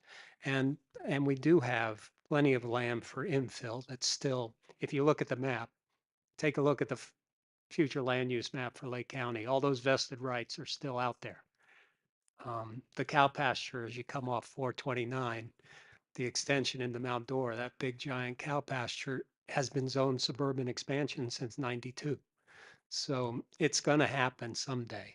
And we don't have the money to buy it back because it's suburban expansion. So in any event, I think that's what I'm looking for with the JPAs is this. The And quid I mean, pro quo where both sides are giving certain yeah, concessions.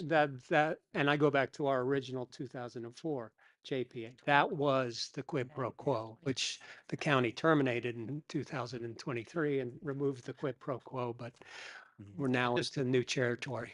So I just make a comment on that.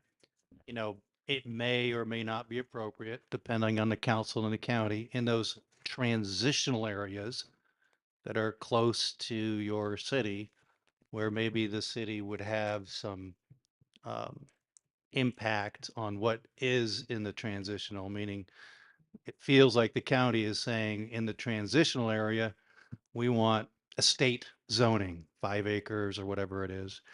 And what you're saying is that's what we want, but we don't trust the county to do that. So let's put that in there.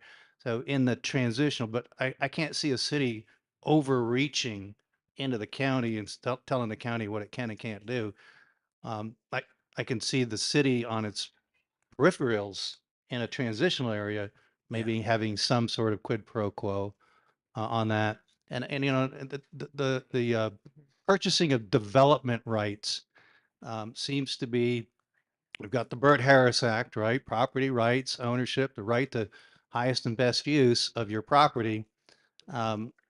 It feels like the county is looking at purchasing development rights, where I've seen in some states, the farmer gets to sell their development rights and then keep it as a farm. They're still farming it. It looks rural, but they've gotten paid the value of their property. Is that something the county is looking at? Is the Florida has those programs. the Yeah, state. yeah, rural family lands Yeah. protection. Yeah, I mean that we could have a whole nother workshop on that. Okay, and how so to- you're but looking at that. it is we are looking at it. Very competitive and limited resources, and a lot of rights are being bought.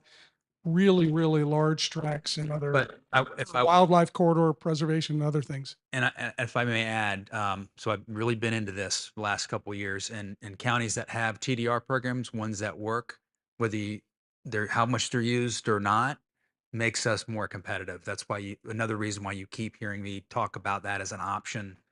And I know there's a lot of comments here, but just let me say, John, I appreciate what you said, because I have heard that from certain cities that they at least want to have like a, I'm going between Howie and the Hills and Assatul or Montverde, and there be those green belts and those rural areas. And so that is my vision. That's what I hear. I would love to just have the opportunity to sit and start talking about a JPA boundary. There could be a JPA for Leesburg could be very different than it is for Groveland. But again, it's that formalized conversation. It's great now. Jennifer might not be here in a couple years, 5 years, 10 years, 15 years. Do we have an announcement either from Jennifer? I'm just saying. I mean, one of the two. We're not all going to be here. And I think we need something formalized. And also, I think we need something formalized because I'm tired of developers playing the city versus county game too, as well. Yeah. They come in and they say, they play a city and they play a county. So I know how that works too. And I think with the JPA process, that helps, may not permanently eliminate it, but I think it's going to help alleviate that problem. So Sean, if I could ask this question, because I know in my city, I know the key parcels that are contiguous to my city that I see honestly coming into my city. It seems like when we're looking at these annexations, you're not really focused on the 5 and the 10-acre ones. Is there a map that says these are the large landowners? I mean, they've got to be running out, or is there a lot in the north end of the county that just have huge, maybe up in the, I don't know about Mountain Door area. Is there a lot of large landowners that are going to be coming through? I know going out Mascot area on 33, there's a lot of those large farms, but are we talking like 50 or 100 in the city that we're trying to protect with these JPAs, or is there thousands of these? There's a lot of parcels that are anywhere from 50, 100, 200 acres owned by one owner. Okay. So you start to have a domino effect, and next thing you know, you've got a city that's, But annexed did it 5 not used to be miles. where before we could annex, it had to be contiguous before we could annex in? Yeah, that's what ISBA's got rid of that. Okay. So, okay, yeah, I was just wondering if there was an idea, because I just know about my city. I don't know about the rest of it. Yeah. Thank you. Al? Where you can annex past. Promise Yeah. I wasn't going to say anything. Well, you already spoke earlier, Al, so you broke that promise. But Jimmy kicked me under the table and told me I needed to say something. Jimmy's fault. So if it goes away, it's Jimmy's fault. First, I wanted to kind of bring up maybe a misconception that I started about water use and the district. So let me kind of give you all Leesburg's experience on this permit. So obviously everybody in this room is with the district with St. John's. So Leesburg, in my opinion, was denied an expansion on our CUP, and I'll keep it super brief and easy. Um, and upon that denial, we had a big meeting, and I think I said denial more than 1 or 2 times in a public meeting, and I think I got to ire a little bit of the district, so they were upset with me because I said we got denied, and apparently the district doesn't like to deny permits. That was a surprise to me. But in any case, so we had a meeting with the district, I can't remember the names of the folks, but you probably have talked to them because they're pretty similar. So the root of our denial was we weren't growing fast enough. So when our CUP is 9 MGD and it's from the upper Florida aquifer. And some of you guys are different in the room, like Claremont, I know is lower. Groveland as well is lower aquifer. But so we're upper. And then as we dive into the aquifer and the water issue tables in lake, it varies on where we're at. Our part of lake up in Northwest is the upper's nice, and I don't know why you guys in the south are lower. The district would know. But our route was, so we were going from 9 MGD to try to get ahead of the growth curve from what's on the books to expand to 15 MGD. And we used all of our PUDs, all of our numbers to justify the additional request. They denied it. They denied it because our PUD map didn't match our CO map, right? Our PUDs planned that were approved didn't match the certificate of occupancies we issued. So when they looked at the number based on our 35 COs a month, the district was like, you're not going to run out of water before you hit your date, which is 2030 for us at 9 MGD. So that's from the district. That's why we didn't get our CUP. We have a two, I don't know, 7 divided by 9. What's that? What percentage is that? We've got 2 MGD left, John.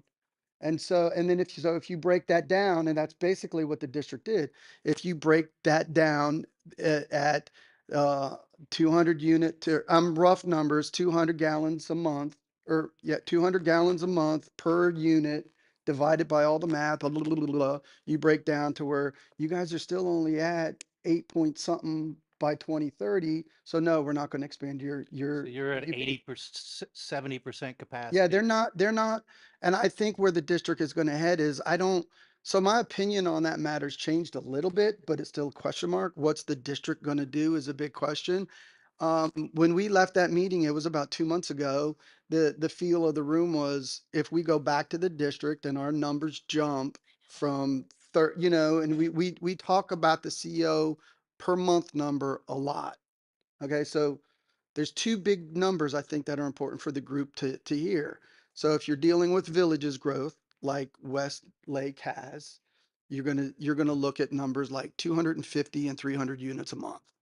That's why Leesburg's the #1 grower. Okay, that's why Lake County, you guys got $1 billion new tax dollars or taxable value dollars from Leesburg in 24. That's all villages growth. Aside from villages growth, Leesburg's been I know we've got 40,000 units on the books, 40,000 units on the books, 11,185 are villages units. And I think you could probably count on those going in the next 5 to 7 years. The other 26,000, I don't know. Yeah, they're going to grow, but the district response was at the end, and the way we have villages water and city water separated in our CUPs. Um, so so we kind of shaved out villages stuff. They have their own CUP. We kept our stuff. And actually, the way when that happened in a couple years ago, the city didn't get dinged down from our 9 MGD and our 2030 permit because of the villages. So we were able to kind of retain that capacity number. So long story short, because we're not growing at as fast as clip as we think we are, they told us to wait. So we'll set up meetings and we'll meet now regularly with the district on water issues, but that's hopefully if that's why we got denied. The other thing I was just going to add, just for a flavor where Leesburg is, and I don't want to be adversarial, but I think the county and the cities have respective roles that we need to respect. And I also think as far as political discourse, we probably need to be nicer to each other.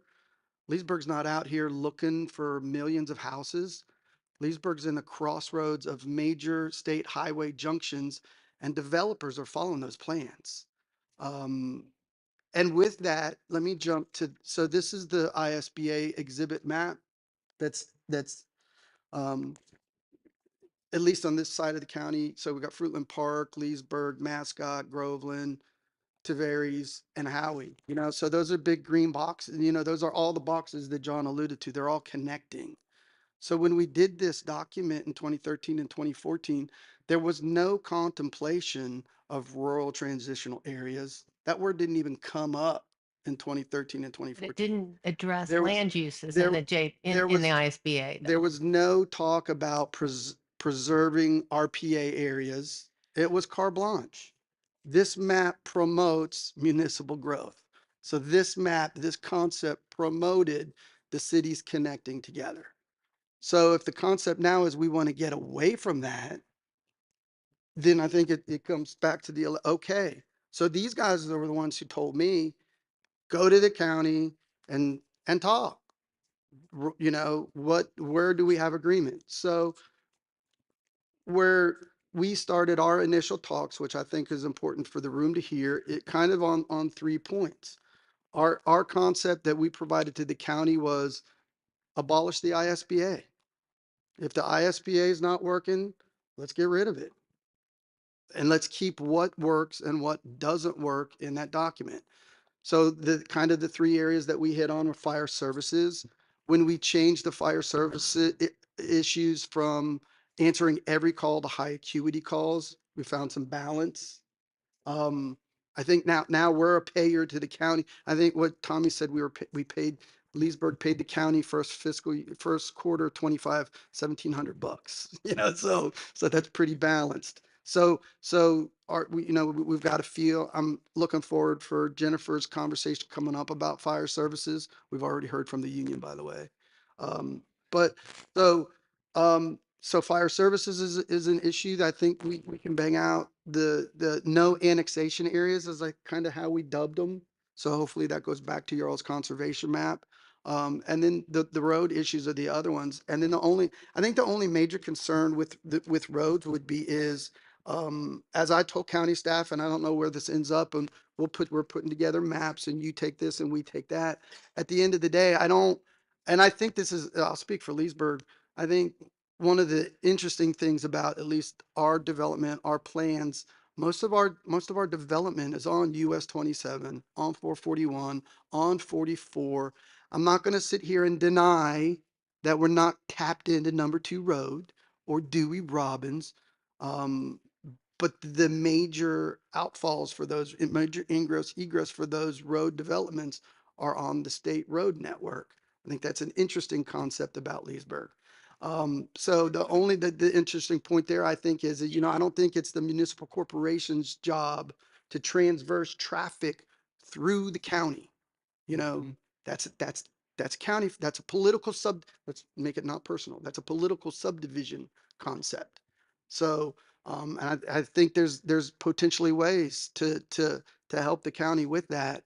And I'm also going to say, and I don't want to pour gasoline on the fire, but remember, for every municipal house that's coming in to the county is getting that 5.5 mils or whatever your number is. Okay. With, for the most part, not the need for public safety. Because when every house comes into whatever municipal corporation, we're taking care of the lion's share of fire and police.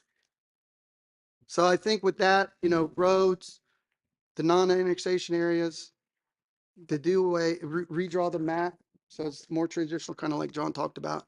That's at least, I think, where Leesburg trying to head with the county. Thank you, It's Leesburg. all good stuff. Really appreciate it. Appreciate the direction that's going. I think we may all have a couple comments though, just to make sure we're all working with the same set of facts. You want to go?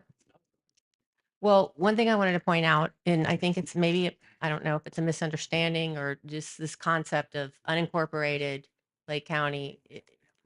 BCC is in charge of unincorporated Lake County, and when property's annexed, then that's actually taken off of our level of responsibility. It doesn't take away from our level of responsibility because the BCC oversees all of the county-wide services. That's our primary job. Our secondary job is we do have to make sure that the unincorporated areas have basic services, right? We collect solid waste fees, we collect fire assessment fees. So we have to assure that those basic services are taken care of. But when that added revenue comes in as a result of annexations and new homes being built within a city, we're paying for the things such as the medical examiner, the public defender, the state attorney, the judicial system, the sheriff, who does remain the chief law enforcement officer of the entire county.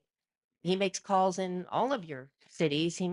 If someone calls you from Eustis, he goes to Eustis. From Howie, he goes to Howie. It doesn't matter. He's still by law the chief law enforcement agency. The jail, one of the biggest costs that we all incur on a countywide basis is that jail. Inside the jail, you're paying medical services for all of those inmates. Every year that cost goes up. So, I mean, it's just a lot. There are a lot of countywide services that we all pay as residents of Lake County. So when those values come in and they're higher, it's not like it's money sitting there that we then can put into roads, because it literally is going to uh, the different constitutional officers, the supervisor of elections, the property appraiser. We just got a request from the property appraiser to add 10 employees and increase his budget by, I can't even remember how much higher, $1.5 million, which is a huge increase on that budget.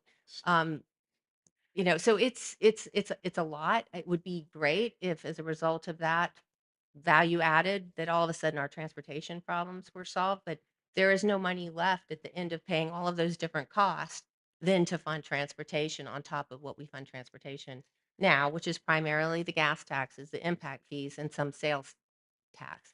So, I mean, I'm all for having a discussion where we're looking at all of this together jointly.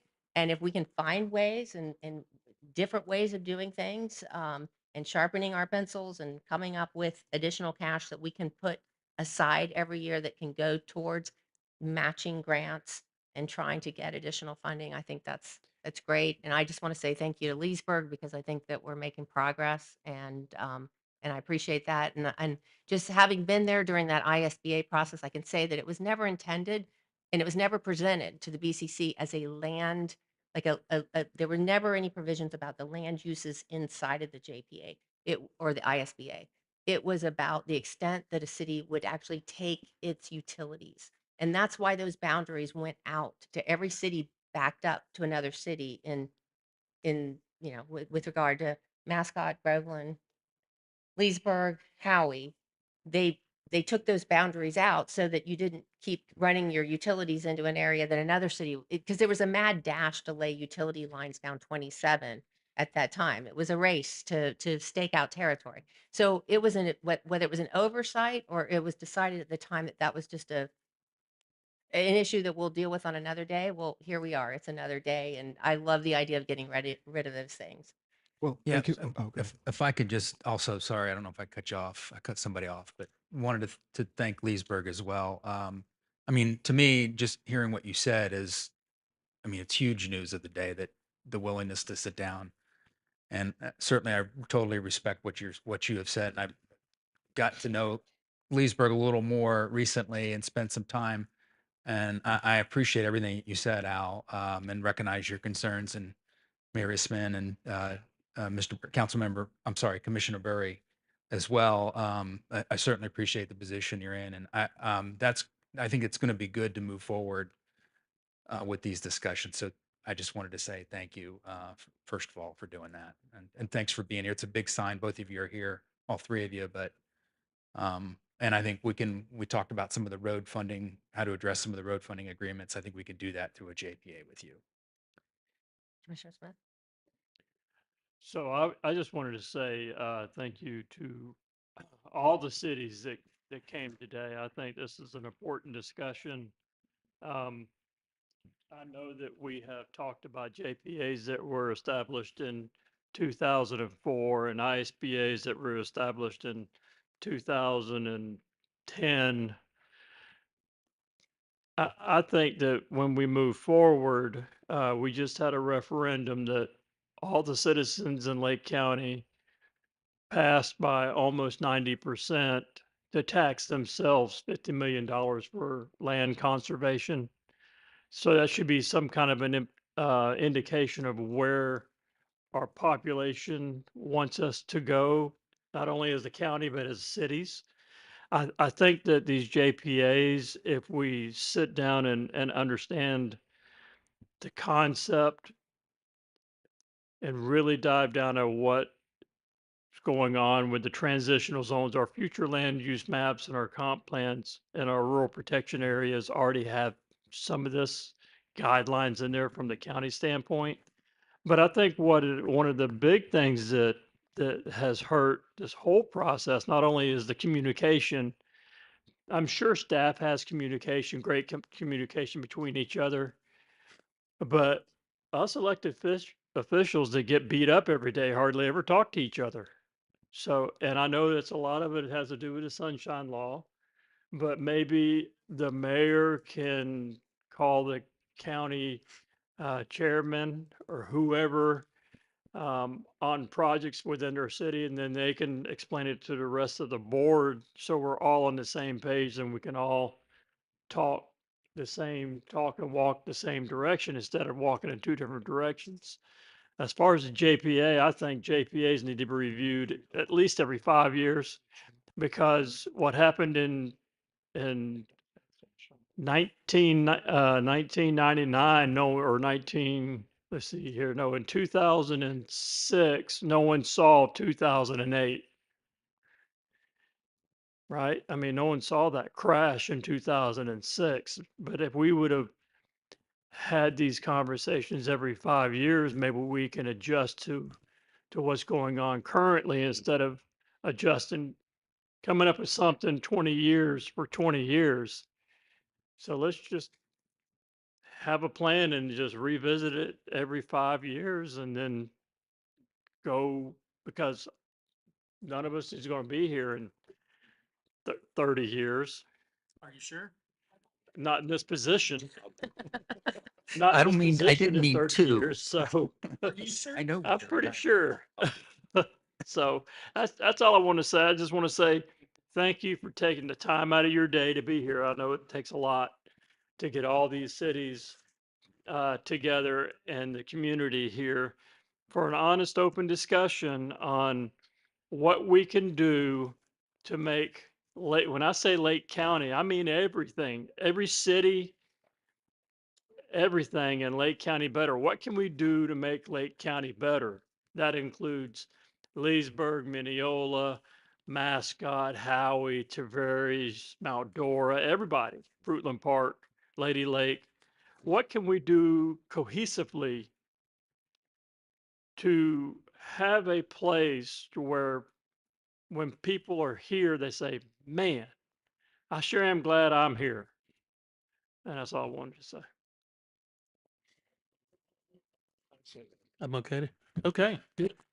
I was the one that asked 14 municipalities to get together at Lake 100 a little while ago, and thank y'all for coming. I appreciate it.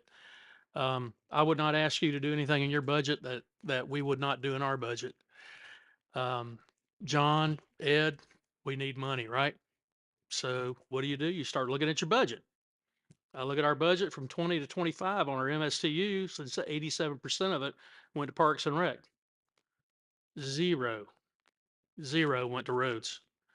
That's something we're going to fix on our side. Okay. And I imagine that every one of y'all have that little area that you could get a little money out of to help with the road structure. And if we all go together, I think that we're going to make it work. We're going to get a little bit of a time. We're going to make it work. Two positive things. I know Jennifer's evaluation will be probably on our desk tomorrow because of what was said today, right, Jennifer? And Fred, that's one heck of a tie. I like your tie. But anyway, thank you all for coming, and I hope this continues to go forward and we continue to work together. Thank you. Commissioner Sabatini, Jeff. Thank you. I'll be brief. I think we need a 100% moratorium on all annexations. I don't think any of the 14 cities should be annexing any land whatsoever, no exceptions. If you put that on the ballot, it would pass by 95%, probably 96%. So just do the right thing. Do what the people want. Stop the annexations. Let's protect this county. This county's going downhill. It looks terrible. The growth looks bad. I grew up here. It used to be beautiful. It's going downhill. I just think we need to protect it. We're starting to look worse than Altamont Springs. So let's just do the right thing and just have a moratorium. Any mayors any final comments? Okay. Commissioner? I just wanted to see if you would, and maybe you're about to do this, I'll cut you off, but would you sum it up and where we're at? I just want to hear what I think. Well, I think the summary is kind of on these sheets. We heard a lot of issues and concerns. I don't know that I need to repeat all of them, but we'll make this list and get it available to everybody. But we certainly heard a lot of ideas about a lot of opportunities.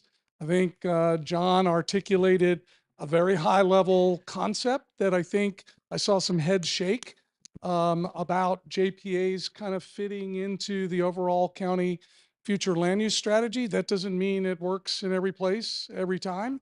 One of the things that we heard from quid pro quos that if cities are going to make changes, then counties need to reciprocate, abolish ISBAs. This idea of the no annexation areas maybe aligning with the county conservation strategy. I mean, there's some real high level ideas here that I think your staff and on these quarterly meetings with the cities and as you embark on these JPA discussions with the cities, I think there's a lot of meat here that I think can be brought to the table. And I think the fact that you're listening and the cities are talking and vice versa, when you get to each individual city, at one time there was this concept of a model JPA. Somebody asked my opinion of that early on when you engaged the Regional Planning Council. I told them I didn't think that would work because I think every city's different. Certainly there will be some common threads throughout all of them, no question about it, but you got to really address the needs of the cities, because if their voice isn't heard, you're not going to get to that end where the document is going to make sense for both of you. So again, I think there's a lot here, and I want to thank everybody. Again, I think I was here 3 years ago. We're back here. Maybe it's not 3 years again, but Madam Chair, I'm finished, and I'm going to turn it over to you maybe for some closing remarks. Commissioner Parks has his hand up. I don't want to leave unless I have this question answered. So, because I want to make sure it's clear. I don't want to speak for everybody, but I mean, am I to leave here knowing that there's some interest, at least interest now, to have staff start discussing JPAs? Well, when I said John put the straw man idea on the table and I asked if there were any contrarian views, I didn't really hear any. So let's do that one more time. Let's phrase it in the form of how the commissioner just phrased it. Are the cities willing to engage in a JPA process with the county? Okay. Yeah. And we've got several we're en route on right now, working on, and we heard from Leesburg. So I think we heard a lot of positive things today, and I think we're getting there, Commissioner Parks. Okay, now I can Well, sleep a little Mayor, bit. you raised your hand, Mayor Keough, you raised your hand agreeing, right? Absolutely. Okay. All right. You guys are done with your agreement. So, all right. Just want to make sure there wasn't a comment there. I can sleep better tonight. Okay. All right. Thank you so much, Wait, everybody. you one last, Mayor. Are we going to end on a positive note? Because well, if it's not going to real be a quick, positive real note, quick, then Mayor. let's do this in private. Thank you. Beginning was a county-wide JPA. The problem with the JPA for us is just that we're just controlling this little area. I'm looking at a county-wide vision of not encroaching on the rural lands, that sort of thing. I'm not looking at an individual JPA only goes to our boundary in the county. Outside of that, from basically Round Lake Road all the way to the Wekiva River, is county controlled. And I'd like to see that land preserved.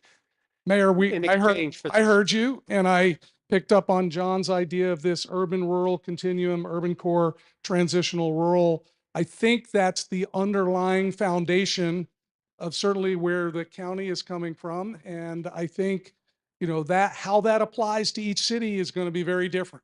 But I think that's probably the high level starting point for these discussions between the city and the county. And it may be one way for Mount Dora, and it may be completely different for Lady Lake, or I don't mean to pick on you, but other cities. So, that's why I think a one size fits all probably doesn't work. Again, for what it's worth, one JPA countywide.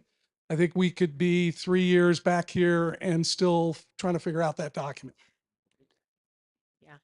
I think the common vision is the key. You have that, and that's the guiding principle as you work on each individual one. And as long as we have that guiding principle there, I think that we're going to It goes achieve. back to the survey results when we asked the 8 cities.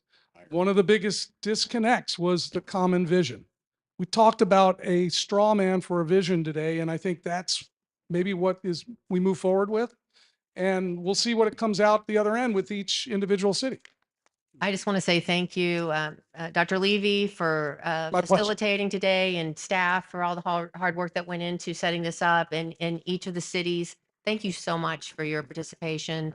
And we really, I know sometimes it feels like there's a lot of conflict, but we really do appreciate what each of you are doing. And we know you have your own set of challenges, and we appreciate that. And I'm just going to counter one little thing. I think Lake County looks great. Now, I don't like sitting in the traffic for like 3 cycles. That's not good. There's a lot of things that, we can still improve upon, but I think that you guys are doing a great job. So thank you for being here today.